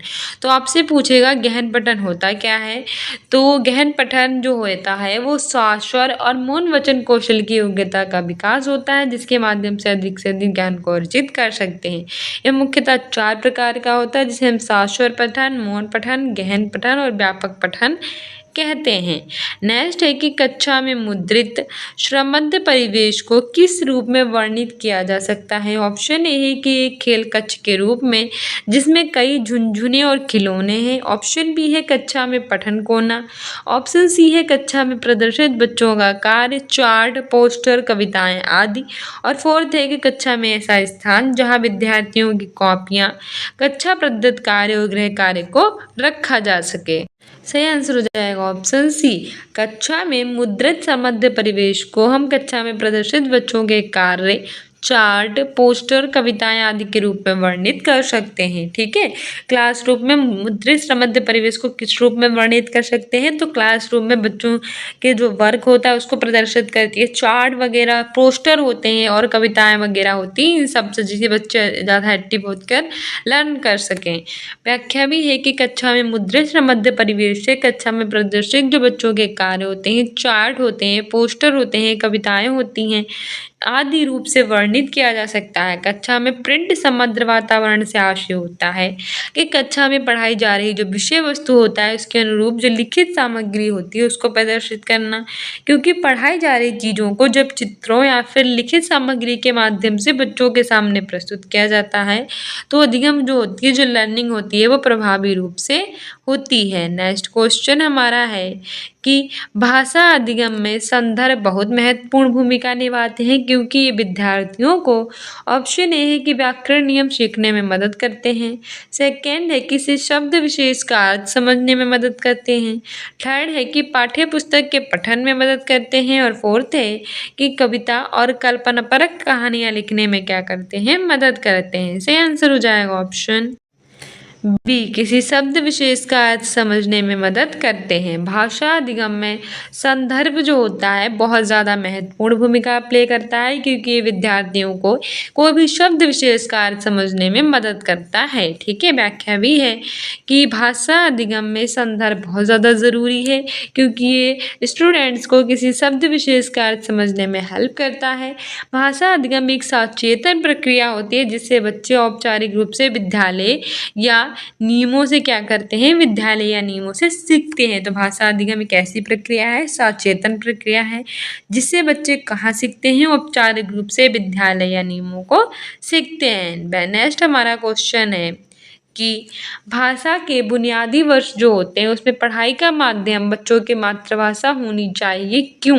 यानी कि बच्चों के जो स्टार्टिंग के डेज होते हैं उसमें पढ़ाई का माध्यम होना चाहिए उसकी मातृभाषा। तो आखिरकार क्यों होनी चाहिए? ऑप्शन ए है क्योंकि ये दूसरे विषयों को समझने में हेल्प करती है, सेकेंड है कि ये अध्यापक के लिए बच्चों की भाषा में अवधारणाएं समझना आसान कर देती है, क्योंकि सभी अध्यापक कैसे होते हैं, बहुभाषी। थर्ड है कि विद्यालय में मातृभाषा में पढ़ाना बहुत ज़्यादा ज़रूरी नहीं होता है, क्योंकि पढ़ाई के दूसरे माध्यम पर भी हमें ध्यान देना चाहिए। और फोर्थ है कि इससे कक्षा को बहुभाषी बनाने में हमें हेल्प मिलती है और विद्यार्थियों की कक्षा में प्रयोग की जा रही जितनी भी भाषाएं हैं उसकी निपुणता प्राप्त करने में भी मदद की जा सकती है। तो सही आंसर हो जाएगा ऑप्शन ए। ठीक है, ये दूसरे विषयों को समझने में हेल्प करती है। भाषा के जो बुनियादी वर्ष होते हैं उसमें हमारी पढ़ाई का माध्यम बच्चों के लिए मातृभाषा होनी चाहिए, क्योंकि ये दूसरे विषयों को समझने में हमारी हेल्प करते हैं। नेक्स्ट कह रहा है कि निम्नलिखित में से कौन सा पद वाइगोत्स्की के सामाजिक सांस्कृतिक सिद्धांत से संबंधित नहीं है, यानी इसमें से कौन सा पद है जो हमारे वाइगोत्स्की जी थे इनके सामाजिक सांस्कृतिक सिद्धांत से नहीं संबंधित है। ऑप्शन ए है सामाजिक अंतःक्रिया, ऑप्शन बी है मदद सहारा देना, ऑप्शन सी है निकृष्ट विकास का क्षेत्र और ऑप्शन डी है भाषा अर्जन उपकरण। सही आंसर हो जाएगा हमारा ऑप्शन डी, भाषा अर्जन उपकरण। ये वाइगोत्स्की के सामाजिक सांस्कृतिक सिद्धांत से संबंधित नहीं है, जबकि सामाजिक अंतःक्रिया है, जो सामाजिक अंतःक्रिया है ये भी समाजीय संस्कृति सिद्धांत से संबंधित है। मदद सहारा देना, पाण या ढांचा ये भी है। निकृष्ट विकास का क्षेत्र ZPD zone of proximal development ये भी है, लेकिन ये नहीं है और हमसे नहीं पूछा था, इसलिए ऑप्शन डी सही हो जाएगा। व्याख्या भी है कि निम्नलिखित में से भाषा अर्जन उपकरण ये पद वाइगोत्स्की के सामाजिक सांस्कृतिक सिद्धांत से संबंधित नहीं है, जबकि सामाजिक अंतःक्रिया, मदद या फिर सहारा देना, निकृष्ट विकास का क्षेत्र ये सारे के सारे वाइगोत्स्की के सामाजिक सांस्कृतिक सिद्धांत से संबंधित होते हैं। वाइगोत्स्की है ये बालक के संज्ञानात्मक विकास में सामाजिक अंतःक्रिया, भाषा, संस्कृति को महत्वपूर्ण स्थान देता है। सामाजिक अंतःक्रिया, भाषा, संस्कृति इन सबको। सामाजिक अंतःक्रिया अच्छा ये होती क्या है? वाइगोत्स्की के अनुसार बालक समाज से दिशा निर्देश प्राप्त कर अपना संज्ञानात्मक विकास करते हैं। सामाजिक अंतःक्रिया होता है कि ये बात परिभाषा करते हुए वाइगोत्स्की ने कही है कि हमारे जो समाज होता है, जो सोसाइटी होती है, उससे जो दिशा निर्देश होते हैं वो प्राप्त कर कर अपना संज्ञानात्मक विकास करना। वहीं भाषा यानी लैंग्वेज क्या होती है? वाइगोत्स्की संज्ञानात्मक विकास के लिए भाषा को एक उपकरण यानी कि टूल है वो मानते हैं, जिसकी सहायता से बालक समाज में और संस्कृति के साथ रहकर भी क्या कर सकता है? अंतःक्रिया करता है। अच्छा, ये सब में संस्कृति क्या होती है? संस्कृति वाइगोत्स्की के अनुसार संस्कृति का अपना अहम योगदान है और संस्कृति बालक में जो नैतिक मूल्य हैं इनका भी क्या करती है? विकास। तो संभावित या निकट विकास का क्षेत्र जड़ पीढ़ी, जोन ऑफ प्रॉक्सिमल डेवलपमेंट क्या है? तो ये व्यक्ति को इस स्तर में सीखने के लिए अन्य व्यक्ति की सहायता की आवश्यकता होती है, यानी कोई थोड़ी सी हेल्प कर दे तो हम अच्छे से सीख सकते हैं। नेक्स्ट है कि ध्वनिग्रामिक स्वनिम जागरूकता किससे संबंधित है? ऑप्शन ए है ध्वनिग्राम और चित्रग्राम के मध्य संबंध स्थापित करने की उनकी योग्यता से। ऑप्शन बी है कि बोले जा रहे शब्दों में स्वनिम को पहचानने और प्रयोग करने की योग्यता से। ऑप्शन सी है सटीकता और प्रभाव के साथ शब्दों को पढ़ना और ऑप्शन डी है सही वर्तनी के साथ लिखना। सही आंसर हो जाएगा ऑप्शन ए। ठीक है, ध्वनिग्रामिक स्वनिम जागरूकता किससे संबंधित है? तो ये ध्वनिग्राम और चित्रग्राम के मध्य संबंधित स्थापित करने की योग्यता से होती है। किससे होती है? ध्वनिग्राम और चित्रग्राम के मध्य जो संबंध होते हैं उनको स्थापित करने की योग्यता से होते हैं। नेक्स्ट हमारी व्याख्या भी है कि ध्वनिग्रामित स्वनिम जागरूकता ध्वनिग्राम और चित्रग्राम के मध्य स्थापित करने की उनकी योग्यता से संबंधित है। किसी भाषा या बोली में स्वनिम उच्चारित ध्वनि की सबसे छोटी इकाई है। किसी भाषा या बोली में क्या होता है? स्वनिम जो होता है उच्चारित ध्वनि की सबसे छोटी इकाई है। नेक्स्ट है कि बच्चे भाषा की बारीकियों की पहचान कर लेते हैं और उन्हें समझ जाते हैं जब। ऑप्शन बी है कि वे अध्यापक का बारीकी से अवलोकन करते हैं। ऑप्शन बी है कि बुलेटिन बोर्ड को सजाने और मुद्रित संबद्ध परिवेश के सृजन में भाग लेते हैं। थर्ड है कि एकीकृत तरीके से भाषाई कौशलों में संलग्न रहते हैं और फोर्थ है कि व्यस्त की मदद से सौसर पाठन करते हैं। सही आंसर हो जाएगा ऑप्शन सी, एकीकृत तरीके से भाषाई कौशलों में संलग्न रहते हैं। बच्चे भाषा की जो बारीकियां हैं उनके पहचान कर लेते हैं और उन्हें समझ जाते हैं जब भी एकीकृत तरीके से भाषा कौशलों में हो जाते हैं संलग्न। व्याख्या भी है कि बच्चे भाषा की बारीकियों की पहचान कर लेते हैं और उन्हें समझ जाते हैं जब वे एकीकृत तरीके से भाषाई कौशलों में संलग्न रहते हैं। भाषा के साथ संलग्नता का अर्थ होता है कि जो भाषा के संबंधित हैं, जैसे कि शिक्षार्थी तथा शिक्षक मिलकर व्याकरण के जो नियम होते हैं उन पर कार्य करते हैं। इसीलिए हम कह सकते हैं कि जो भाषा होती है उसके साथ संलग्नता का अर्थ है कि शिक्षार्थी के उद्देश्य के लिए क्या करे? भाषा में कार्य करते हैं। किसके लिए? उद्देश्य के लिए। नेक्स्ट क्वेश्चन है कि निम्नलिखित में से कौन भाषा अधिगम के बारे में सही है, या इसमें से कौन सा भाषा अधिगम के बारे में अच्छा है? ऑप्शन ए है कि एक भाषा में निपुणता का विकास दूसरी भाषाओं के विकास को क्या करता है? बाधित करता है। सेकंड है कि विभिन्न भाषाओं में निपुणता का विकास अंतर संबंधता से होता है। थर्ड है कि जो मातृभाषा होती है उसमें निपुणता जो होती है वो दूसरी भाषा को सीखने में जो है कठिनाई को उत्पन्न करती है। नहीं, ये सब तो कुछ नहीं है। फोर्थ है कि लंबी अवधि में मातृभाषा के माध्यम से अधिगम होने में दूसरी भाषाओं को सीखने के लिए हमें समय नहीं मिलता, ये भी नहीं है।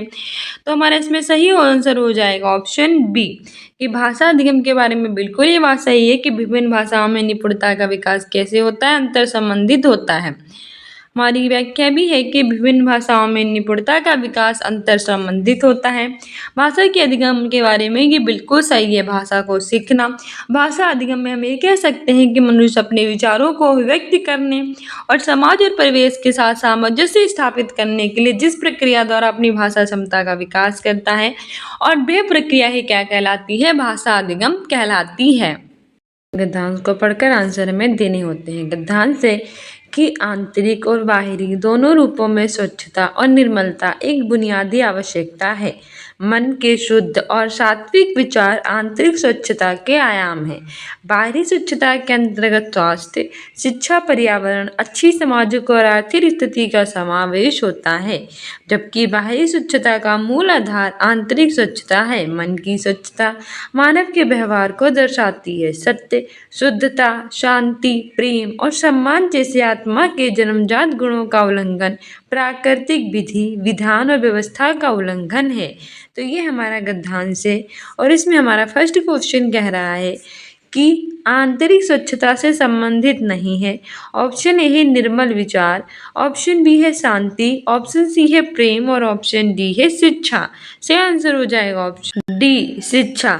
आंतरिक स्वच्छता से शिक्षा संबंधित नहीं है, जबकि निर्मल विचार, शांति और प्रेम ये तीनों आंतरिक स्वच्छता से संबंधित हैं।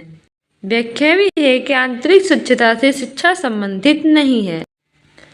नेक्स्ट है कि बुनियादी आवश्यकता है। ऑप्शन ए है बाहरी स्वच्छता और निर्मलता की, ऑप्शन बी है भीतरी स्वच्छता और निर्मलता की, ऑप्शन सी है बाहरी और भीतरी स्वच्छता और निर्मलता की, ऑप्शन डी है बाहरी और भीतरी स्वच्छता और शुद्ध विचार की। तो सही आंसर हो जाएगा ऑप्शन सी, बाहरी और भीतरी स्वच्छता और निर्मलता की बुनियादी आवश्यकता है। ये बाहरी और भीतरी स्वच्छता और निर्मलता की है। व्याख्या भी है कि बाहरी और भीतरी स्वच्छता और निर्मलता बुनियादी आवश्यकता है। नेक्स्ट क्वेश्चन है कि बाहरी स्वच्छता का मूल आधार आंतरिक स्वच्छता है। वाक्य का आशय है। ऑप्शन ए है कि बाहरी और भीतरी स्वच्छता दोनों आवश्यक हैं, ऑप्शन बी है भीतरी स्वच्छता पर बाहरी स्वच्छता आधारित है, ऑप्शन सी है बाहरी स्वच्छता पर ही भीतरी स्वच्छता आधारित है और ऑप्शन डी है बाहरी और भीतरी स्वच्छता एक दूसरे से स्वतंत्र हैं। सही आंसर हो जाएगा ऑप्शन बी, बाहरी स्वच्छता का मूल आधार आंतरिक स्वच्छता है, क्योंकि भीतरी स्वच्छता पर बाहरी स्वच्छता क्या है, आधारित है। व्याख्या भी है कि बाहरी स्वच्छता का मूल आधार आंतरिक स्वच्छता है। वाक्य का से भीतरी स्वच्छता पर बाहरी स्वच्छता आधारित है। नेक्स्ट है विधान में इत प्रत्यय लगने पर शब्द बनेगा। ऑप्शन ए है विधानिक, ऑप्शन बी है विधानिक, ऑप्शन सी है वैधानिक, ऑप्शन डी है वैधानिक। तो विधान में जब एक प्रत्यय लगाएंगे तो वैधानिक बनेगा, ऑप्शन सी सही हो जाएगा। व्याख्या भी है कि विधान में एक प्रत्यय लगाने से वैधानिक शब्द बनेगा, वैधानिक। नेक्स्ट है कि निम्न में से किसमें विशेषण और विशेष्य का संबंध नहीं है। ऑप्शन ए है बाहरी स्वच्छता, ऑप्शन बी है बुनियादी आवश्यकता, ऑप्शन सी है शिक्षा पर्यावरण, ऑप्शन डी है जन्मजात गुण। सही आंसर हो जाएगा ऑप्शन सी, शिक्षा पर्यावरण। विशेषण वे होते हैं जो संख्या और सर्वनाम की विशेषता बताते हैं उन्हें विशेषण कहते हैं, जो विशेषण की विशेषता बताते हैं उन्हें विशेष्य कहते हैं। तो बाहरी स्वच्छता में बाहरी विशेषण है, स्वच्छता विशेष है। बुनियादी आवश्यकता में बुनियादी विशेषण है, आवश्यकता विशेष है। जन्मजात गुण में जन्मजात विशेषण है और गुण विशेष है। लेकिन शिक्षा पर्यावरण में ये विशेषण विशेष नहीं है, ठीक है, बाकी सारे के सारे विशेषण और विशेष्य हैं। व्याख्या है कि शिक्षा पर्यावरण में विशेषण विशेष्य का संबंध नहीं है। नेक्स्ट है कि समूह से भिन्न शब्द। ऑप्शन ए है स्वच्छता, ऑप्शन बी है निर्मलता, ऑप्शन सी है सम्मान, ऑप्शन डी है स्वच्छ। स्वच्छता, निर्मलता, स्वच्छ और सम्मान ये समूह से भिन्न शब्द हो जाएगा, ऑप्शन डी स्वच्छ। स्वच्छता, सम्मान और निर्मलता इन सबसे अलग है स्वच्छ। व्याख्या भी है कि समूह से भिन्न शब्द जो है वो स्वच्छ है। नेक्स्ट क्वेश्चन है कि आंतरिक स्वच्छता से तात्पर्य है। ऑप्शन ए है कि मन में कोमल भाव जागना, ऑप्शन बी है मन के बुरे भावों को दूर करना, ऑप्शन सी है मन की कल्पना को उड़ान देना और ऑप्शन डी है मन की समस्त भावनाओं का दमन करना। आंतरिक स्वच्छता से क्या तात्पर्य है, तो सही आंसर हो जाएगा ऑप्शन बी के मन के बुरे भावों को दूर करना। आंतरिक स्वच्छता यानी कि मन के जो बुरे भाव हैं उनको दूर करना ही आंतरिक स्वच्छता कहलाती है। व्याख्या भी है कि आंतरिक स्वच्छता के तात्पर्य मन के बुरे भावों को दूर करना है। नेक्स्ट है कि बुनियादी में प्रत्यय है। ऑप्शन ए है डी, ऑप्शन बी है यादी, ऑप्शन सी है ई, ऑप्शन डी है ई। बुनियादी में प्रत्यय पूछा है। प्रत्यय वे शब्द होते हैं जो किसी भी शब्द के अंत में लग के उसके अर्थ को परिवर्तित कर देते हैं। तो बुनियादी, तो सही आंसर हो जाएगा ऑप्शन सी, बड़ी ई। ठीक है, इस बुनियादी में जो है वो ये प्रत्यय लगा है, सी बराबर बुनियादी। ठीक है, नेक्स्ट है कि गद्यांश के अनुसार मनुष्य के लिए देश सर्वाधिक महत्वपूर्ण है। ऑप्शन ए है विचारों और भावों की पवित्रता। ऑप्शन बी है शारीरिक स्वच्छता और शुद्धता। ऑप्शन सी है शांति, प्रेम और बाहरी स्वच्छता। ऑप्शन डी है शांति, बाहरी स्वच्छता और स्वास्थ्य। सही आंसर हो जाएगा ऑप्शन ए विचारों और भावों की पवित्रता। गद्यांश के अनुसार मनुष्य के लिए विचार और जो भाव होते हैं उनकी पवित्रता सबसे ज़्यादा महत्वपूर्ण होती है। व्याख्या भी है कि गद्यांश के अनुसार मनुष्य के लिए विचारों और भावों की पवित्रता सबसे अधिक महत्वपूर्ण है। नेक्स्ट है कि नीचे दी गई में ये कविता की पंक्तियां हैं, इनको पढ़ना है, फिर उचित विकल्प का चयन करना है। हमारी पंक्तियां हैं कि हमें मिली आज़ादी वीर शहीदों के बलिदान से, आज़ादी के लिए हमारी लंबी चढ़ी लड़ाई थी, लाखों लोगों ने प्राणों से कीमत बड़ी चुकाई थी, हमको आपस में लड़वाने की नीति अपनाई थी, हमने अपना गौरव पाया अपने स्वाभिमान से, हमें मिली आज़ादी वीर शहीदों के बलिदान से। तो ये हमारा गद्यांश है और इसके आधार पर क्वेश्चन कह रहा है कि कविता में किस छल की बात की गई है। ऑप्शन ए है व्यापारी बनकर हमें गुलाम बनाने की। ऑप्शन बी है व्यापारी बन मिलावट करने की। ऑप्शन सी है व्यापारी बन पैसों का हेरफेर करने की। और ऑप्शन डी है व्यापारी बनने की वेशभूषा धारण करने की। सही आंसर हो जाएगा ऑप्शन ए व्यापारी बन हमें गुलाम बनाने की। कविता में जो है वो छल की बात की गई है, वो व्यापारी बन हमें गुलाम बनाने की बात की गई है। व्याख्या भी है कि कविता में व्यापारी बन हमें गुलाम बनाने के छल की बात की गई है। नेक्स्ट है ये नीति शब्द में किस प्रत्यय का प्रयोग किया जा सकता है। ऑप्शन ए है ता, ऑप्शन बी है ई, ऑप्शन सी है इक, ऑप्शन डी है ई। तो नीति में कौन सा प्रत्यय लगाया जा सकता है। प्रत्यय वही होते हैं जो किसी भी शब्द के अंत में लगकर उसके अर्थ को परिवर्तित कर सकते हैं। तो नीति इसमें होने से लगेगा ऑप्शन सी इक। नीति प्लस इक बराबर नैतिक। ठीक है, ये बनेगा तो ऑप्शन सी बिल्कुल सही हो जाएगा। व्याख्या है कि नीति शब्द में एक प्रत्यय लगाने का प्रयोग किया जा सकता है। नीति में जब एक लगाएंगे तो नैतिक शब्द बन जाएगा। नेक्स्ट है कि स्वाभिमान का संधि विच्छेद है। ऑप्शन ए शोभा प्लस अभिमान। ऑप्शन बी है स्व प्लस अभिमान। ऑप्शन सी है स्व प्लस अभिमान। ऑप्शन डी है स्व प्लस अभिमान। स्व प्लस अभिमान बराबर स्वाभिमान। ऑप्शन हमारा बिल्कुल सही हो जाएगा सी। व्याख्या भी है कि स्वाभिमान का संधि विच्छेद स्व प्लस अभिमान होगा। देखो इसमें क्या है, इसमें भी स्व दिया गया है, इसमें भी स्व, इसमें भी अभिमान, इसमें भी अभिमान, तो बिल्कुल एक जैसे ऑप्शन है। नहीं, सी और डी बिल्कुल एक जैसे ही है, तो दोनों ही सही हैं। नेक्स्ट हमारा क्वेश्चन कह रहा है कि देश को स्वतंत्रता प्राप्त करने में एक लंबा समय लगा, ये भाव कविता के किस अंश में प्रतिबिंबित होता है। ऑप्शन ए है वीर शहीदों के बलिदान से। ऑप्शन बी है कीमत बड़ी चुकाई थी। ऑप्शन सी है गौरव पाया अपने स्वाभिमान से। ऑप्शन सी है लंबी चली लड़ाई थी। तो सही आंसर हो जाएगा ऑप्शन डी लंबी चली लड़ाई थी। देश को स्वतंत्रता प्राप्त करने में एक लंबा समय लगा, ये भाव कविता के लंबी चली लड़ाई थी अंश को प्रतिबिंबित करता है। किसको? लंबी चली लड़ाई थी। व्याख्या भी है कि देश को स्वतंत्रता प्राप्त करने में एक लंबा समय लगा, ये भाव कविता लंबी चली लड़ाई की अंश को प्रतिबिंबित होता है। नेक्स्ट है देश की स्वतंत्रता के लिए ऑप्शन ए है शास्त्रों का निर्माण किया गया। ऑप्शन बी है अपने जीवन की आहुति दी। ऑप्शन सी है वीरों की भर्ती की गई। ऑप्शन डी है बहुत सारा धन दिया गया। सही आंसर हो जाएगा ऑप्शन बी अपने जीवन की आहुति दी। देश की स्वतंत्रता के लिए क्या किया गया था? अपने जीवन की आहुति दी गई थी। व्याख्या भी है कि देश की स्वतंत्रता के लिए अपने जीवन की आहुति दी। नेक्स्ट है कि आज़ादी मिलने का श्रेय किसे दिया गया है। ऑप्शन ए है वीरों की कूटनीति को। ऑप्शन बी है वीरों के अस्त्र शस्त्र को। ऑप्शन सी है वीरों के बलिदान को। ऑप्शन सी है व्यापारी वर्ग के सहयोग को। सही आंसर हो जाएगा ऑप्शन सी वीरों के बलिदान को। आज़ादी मिलने का जो श्रेय है वो वीरों के बलिदान को दिया गया है। व्याख्या भी है कि आज़ादी मिलने का श्रेय वीरों के बलिदानों को दिया गया है। नेक्स्ट है कि निम्नलिखित वाक्य के संदर्भ में कौन सा कथन सही नहीं है। ऑप्शन ए है कि शब्दावली को समृद्ध करने के। ऑप्शन बी है शब्द और वाक्य की संरचना को कंठस्थ करने के। ऑप्शन सी है उच्चारण का अभ्यास करने के। ऑप्शन सी है व्यक्ति का संवर्धन और वाक्यों की लेख के। सही आंसर हो जाएगा ऑप्शन डी है व्यक्ति का संवर्धन और वाक्यों की लेख के। संदर्भ में सही नहीं पूछा था तो ऑप्शन डी ही हो जाएगा, जबकि शब्दावली को समृद्ध करने के, शब्द और वाक्य की संरचना को कंठस्थ करने के, उच्चारण का अभ्यास करने के, ये सारे सही हैं। पर नहीं पूछा है तो ऑप्शन डी सही हो जाएगा। कि अभिव्यक्ति का संवर्धन और वाक्यों की लय से। नेक्स्ट है कि निम्नलिखित में से कौन सा प्राथमिक स्तर पर पुस्तकालय के प्रभाव के बारे में सही नहीं है। पुस्तकालय एक भंडार गृह के रूप में नहीं देखा जाना चाहिए, बल्कि शिक्षार्थियों को बाल साहित्य की विविध प्रकार की विधाओं को देखने के मौके मिलने चाहिए। पुस्तकों के साथ संलग्नता के सक्रिय परिवेश के रूप में देखा जाना चाहिए। अध्यापक और दूसरे व्यक्ति भी पुस्तकालयों में आदर्श पठन व्यवहार प्रदर्शित कर सकते हैं और पुस्तकालय में पाठ्य पुस्तकों का सौचर पाठन सर्वाधिक उपयुक्त रूप से हो सकता है।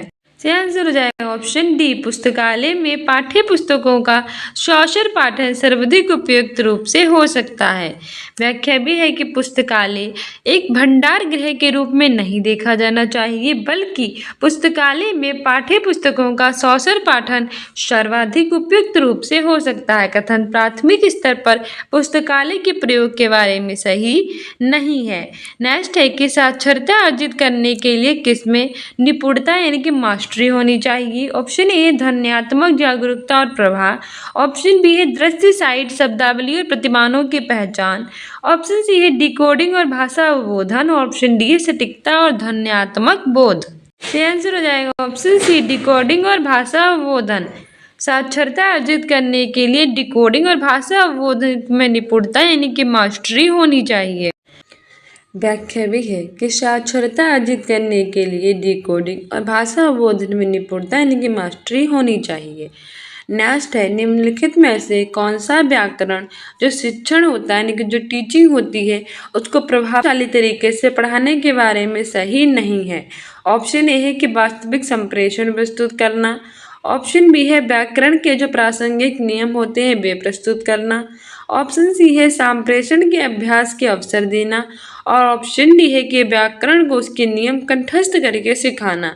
तो कंठस्थ यानी कि रोट मेमोराइजेशन, रट्टा मारना, इसको तो आगे बढ़ावा देना है नहीं और नहीं ही पूछा था, तो ऑप्शन डी सही हो जाएगा कि व्याकरण शिक्षण को प्रभावशाली तरीके से पढ़ाने के लिए व्याकरण को उसके नियम कंठस्थ करके सिखाना ये गलत है और गलत ही पूछा था तो ये सही हो जाएगा। जबकि वास्तविक संप्रेषण प्रस्तुत करना, व्याकरण के प्रासंगिक नियम प्रस्तुत करना और संप्रेषण के अभ्यास के अवसर देना ये सारे सही हैं। व्याख्या है कि व्याकरण को उसके नियम कंठस्थ करके सीखना व्याकरण शिक्षण को प्रभावशाली तरीके से पढ़ाने के बारे में सही नहीं है। व्याकरण शिक्षण को प्रभावशाली तरीके से पढ़ाने के बारे में कई सारे कथन सही हैं, जैसे कि वास्तविक संप्रेषण प्रस्तुत करना, व्याकरण के जो प्रासंगिक नियम होते हैं उन्हें प्रस्तुत करना, साथ ही संप्रेषण के अभ्यास के अवसर देना और भाषा को पूर्ण और शुद्ध ज्ञान प्रदान करना। इसके अतिरिक्त विचारों और मनोभावों की शुद्ध अभिव्यक्ति भी करना। नेक्स्ट हमारा है कि निम्नलिखित में से कौन सा साक्षरता शिक्षण उपागम अक्षरों और ध्वनि के बीच संबंध पर बल देता है। ऑप्शन ए समग्र भाषा पद्धति, ऑप्शन बी है व्याकरण अनुवाद, ऑप्शन सी है स्थिति परक उपागम, ऑप्शन डी है ध्वनि विज्ञान निर्देश। आंसर हो जाएगा ऑप्शन डी ध्वनि विज्ञान निर्देश।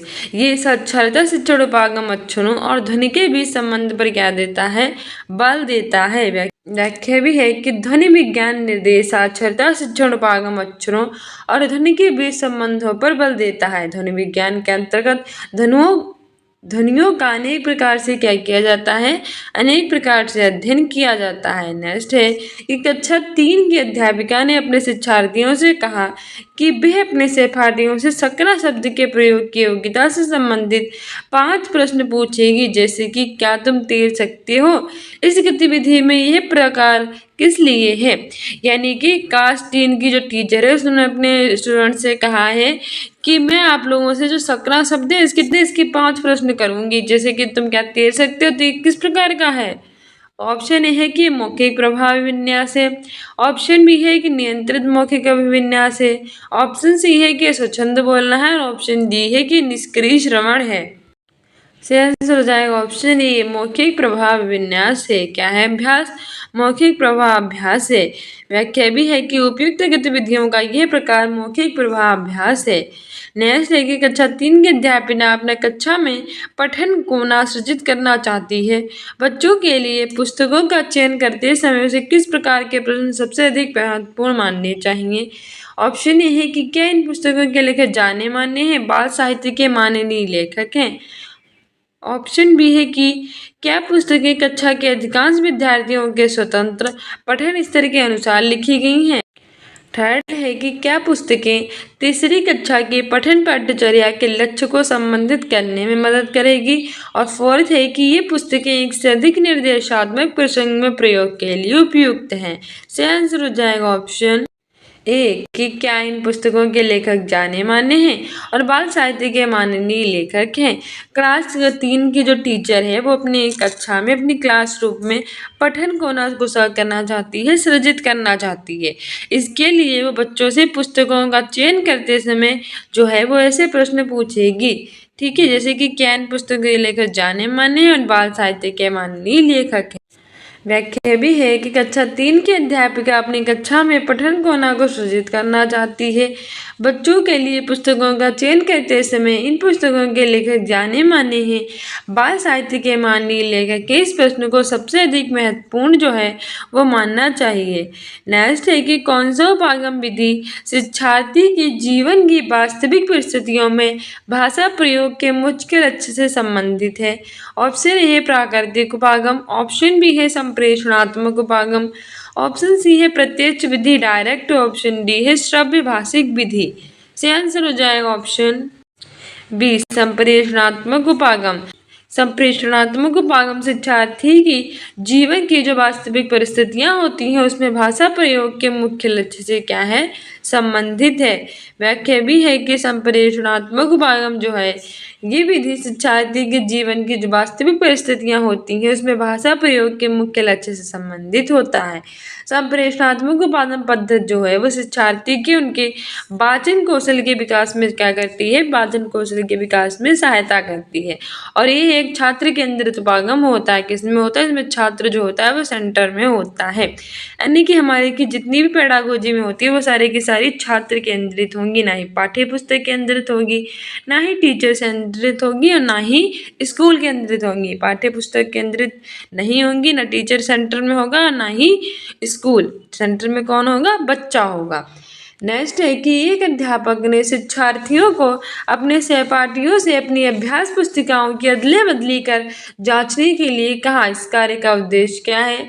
ऑप्शन ए है कि विस्तृत पठन का अभ्यास करवाना, ऑप्शन बी है कि नई शब्दावली के प्रयोग का अभ्यास करवाना, ऑप्शन सी है संरचनाओं का नियंत्रित अभ्यास करवाना और ऑप्शन डी है कि सहपाठी के काम की जांच के कौशल विकसित करना।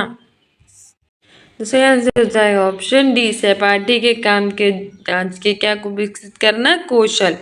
एक अध्यापक ने शिक्षार्थियों को अपने सहपाठियों से अपनी अभ्यास पुस्तिकाओं की अदला बदली कर उसे जांच करने के लिए कहा। यानी कि टीचर क्या चाहती हैं कि जो स्टूडेंट्स हैं वो अपने आपस में चेंजेस कर लें बुक्स और फिर उनकी जांच करें।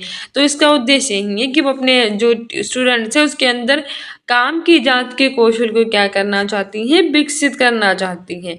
व्याख्या भी है कि एक अध्यापक ने जब शिक्षार्थियों से कहा कि अपनी अभ्यास पुस्तिकाओं की अदला बदली कर जांचो, तो इसका मुख्य उद्देश्य यही है कि वो सहपाठी के काम के जांच की क्या करना चाहती है, कौशल करना चाहती है। नेक्स्ट है कि बुनियादी चरण की अवस्था वाले बच्चे अधिगम में तब अधिक संलग्न होते हैं जब डैश, यानी कि जो बुनियादी चरण की अवस्था वाले स्टूडेंट्स होते हैं वो अधिगम में लर्निंग में तब अधिक संलग्न होते हैं जब ऑप्शन ए है कि वे अध्यापक के पीछे पीछे शिशु गीत गाते हैं, ऑप्शन बी है वे सभी इंद्रियों का प्रयोग करते हैं और अपने हाथों का सक्रिय प्रयोग करते हैं, ऑप्शन सी है कि वे अपनी कॉपी में अक्षरों की बार बार ट्रेसिंग करते हैं या बार बार लिखते हैं और ऑप्शन डी है कि मुख्य केंद्र सिर्फ सूक्ष्म गत्यात्मक कौशलों के विकास पर ही निर्भर होता है। आंसर हो जाएगा ऑप्शन बी कि वे सभी इंद्रियों का प्रयोग करते हैं और अपने हाथों का सक्रिय प्रयोग करते हैं। बिल्कुल सही बात है। जो बुनियादी चरण होते हैं इसमें बच्चे अधिगम में तब अधिक संलग्न होते हैं जब वे अपनी इंद्रियों का करते हैं प्रयोग, अपने हाथों का सक्रिय प्रयोग करते हैं। व्याख्या भी है कि बुनियादी चरण की अवस्था वाले बच्चे अधिगम में यानी लर्निंग में तब सफल होंगे जब वे इंद्रियों का प्रयोग करेंगे और अपने हाथों का सक्रिय रूप से यूज करेंगे। नेक्स्ट क्वेश्चन है कि कक्षा 5 की एक विद्यार्थी कहती है कि मैं अपना काम अध्यापक को देने से पहले सटीकता के लिए अंतिम यानी कि फाइनल रूप से भी जांचती हूँ। ये विद्यार्थी लेखन के कौन से चरण पर है। ए है प्रारूपण, ऑप्शन बी है पुनः प्रारूपण, ऑप्शन सी है प्रूफ रीडिंग, ऑप्शन डी है सहपाठी मूल्यांकन। सही आंसर हो जाएगा हमारा ऑप्शन सी, प्रूफ रीडिंग। कक्षा 5 की एक विद्यार्थी है, वो क्या कहती है कि मैं अपना काम जब करती हूँ तो उसको अध्यापक से दिखाने से पहले उसका फिर से एक बार फाइनल जांच कर लेती हूँ कि मैंने कोई गलती तो नहीं की। तो वह विद्यार्थी जो है वो प्रूफ रीडिंग के चरण पर है, क्या करती है, प्रूफ रीडिंग करती है। व्याख्या भी है कि उपयुक्त कथन विद्यार्थी लेखन के प्रूफ रीडिंग चरण पर है। प्रूफ रीडिंग जो होती है वो क्या होती है, ये किसी भी सामग्री के प्रकाशित होने से पहले समीक्षा प्रक्रिया का अंतिम चरण होती है। किसी सामग्री को प्रकाशित या साझा करने से पहले उसमें त्रुटियों की सावधानी पूर्वक जांच करना ही प्रूफ रीडिंग कहलाता है। नेक्स्ट है कि कौन सा उपागम विधि बच्चों को भाषा की कक्षा में और उनकी अपनी सहजता भाषा मातृभाषा का प्रयोग करने के लिए प्रोत्साहित नहीं करता है। ऑप्शन ए है प्राकृतिक उपागम, ऑप्शन बी है संप्रेषणात्मक उपागम, ऑप्शन सी है प्रत्यक्ष विधि डायरेक्ट, ऑप्शन डी है श्रव्य भाषिक विधि। ऑप्शन सी सही हो जाएगा, प्रत्यक्ष विधि डायरेक्ट। ये विधि बच्चों को भाषा की कक्षा में उनकी अपनी सहजात भाषा यानी मातृभाषा का प्रयोग करने के लिए प्रोत्साहित नहीं करती है, ठीक है। जबकि प्राकृतिक उपागम, संप्रेषणात्मक उपागम और श्रव्य भाषिक विधि ये तीनों करती हैं। व्याख्या भी है कि प्रत्यक्ष विधि यानी कि डायरेक्ट है कि बच्चों को भाषा की कक्षा में उनकी सहजात भाषा मातृभाषा का प्रयोग करने के लिए प्रोत्साहित नहीं करती है। जबकि प्राकृतिक उपागम, संप्रेषणात्मक उपागम, श्रव्य भाषिक विधि ये सारी की सारी उसे प्रोत्साहित करती हैं। नेक्स्ट है कि एक अध्यापिका कक्षा 2 के विद्यार्थियों के लिए कई सारे प्रकार की शिक्षण मध्यम सामग्री जुटाना चाह रही है। तो इसमें से कौन सा मानदंड TLM चयन के लिए सही नहीं है। TLM यानी कि टीचर लर्निंग मटेरियल, इसके लिए कौन सा सही नहीं है, नहीं पूछा है। ऑप्शन ए है कि जो चयनित सामग्री है वो इस आयु समूह के बच्चों के प्रयोग के लिए आकर्षक होनी चाहिए और सुरक्षित। नेक्स्ट है कि चयनित सामग्री ऐसी हो जो बच्चों को जिज्ञासा के साथ साथ खोजबीन और प्रयोग करने के भी अवसर दे। थर्ड है कि चयनित सामग्री स्थानीय रूप से निर्मित या स्थानीय रूप से उपलब्ध हो जिसे आसानी से बदला जा सके। और फोर्थ है कि चयनित सामग्री सिर्फ बच्चों द्वारा बनाई गई होनी चाहिए और फिसलने से बचाने के लिए कुछ खुरदनी भी होनी चाहिए। सही आंसर हो जाएगा ऑप्शन डी, सिर्फ लग गया है और ऐसी हो जो बच्चों की तरह बनाई गई हो, तो ये तो सही नहीं है, बल्कि बाकी हमारे सारे ऑप्शंस बिल्कुल सही थे चयनित सामग्री के बारे में। व्याख्या भी है कि एक अध्यापिका कक्षा 2 की विद्यार्थियों के लिए कई सारे प्रकार की शिक्षण सामग्री जुटाना चाह रही है। तो चयनित सामग्री सिर्फ बच्चों के द्वारा बनाई गई होनी चाहिए और फिसलने से बचाने वाली होनी चाहिए, जरूरी नहीं है, ठीक है। नेक्स्ट है कि राष्ट्रीय पाठ्यचर्या रूपरेखा द्वारा रेखांकित दक्षताओं को प्राप्त करने में प्रत्येक बच्चे की प्रतिभागिता को समर्थन देने वाला समावेशी, स्वागती और आनंददायी परिवेश अधिक उपयुक्त तरीके से कैसे सृजित किया जा सकता है। ऑप्शन है कि तपती हुई धूप में बाहरी गतिविधियों को न करके और आंतरिक गतिविधियों का आयोजन करके। ऑप्शन बी है कि मुख्यतः शिक्षार्थी के अच्छे स्वास्थ्य और खुशहाली पर ध्यान केंद्रित करके। ऑप्शन सी है विकास के विभिन्न आयामों से बच्चों के कार्यों का प्रदर्शन करके। और ऑप्शन डी है रंगीन आकर्षक परिवेश के लिए कक्षा कक्ष की सजावट करके। सही आंसर हो जाएगा ऑप्शन सी के विकास के विभिन्न आयामों से बच्चों के कार्यों का क्या करके, प्रदर्शन करके। व्याख्या भी है कि राष्ट्रीय पाठ्यचर्या रूपरेखा द्वारा रेखांकित दक्षताओं को प्राप्त करने में प्रत्येक बच्चे की प्रतिभागिता को समर्थन देने वाला समावेशी, स्वागती और आनंददायी परिवेश सबसे ज्यादा उपयुक्त तरीके से विभिन्न आयामों से बच्चों के कार्यों का प्रदर्शन करके क्या किया जा सकता है, सृजित किया जा सकता है। नेक्स्ट है कि निम्नलिखित में से कौन सा सिद्धांत बुनियादी चरण पर पाठ्य पुस्तक अभिकल्पना का नहीं है। ऑप्शन ए है पाठ्यचर्या सिद्धांत, ऑप्शन बी है प्रस्तुतिकरण सिद्धांत, ऑप्शन सी है मूर्त सिद्धांत और ऑप्शन डी है तकनीकी सिद्धांत।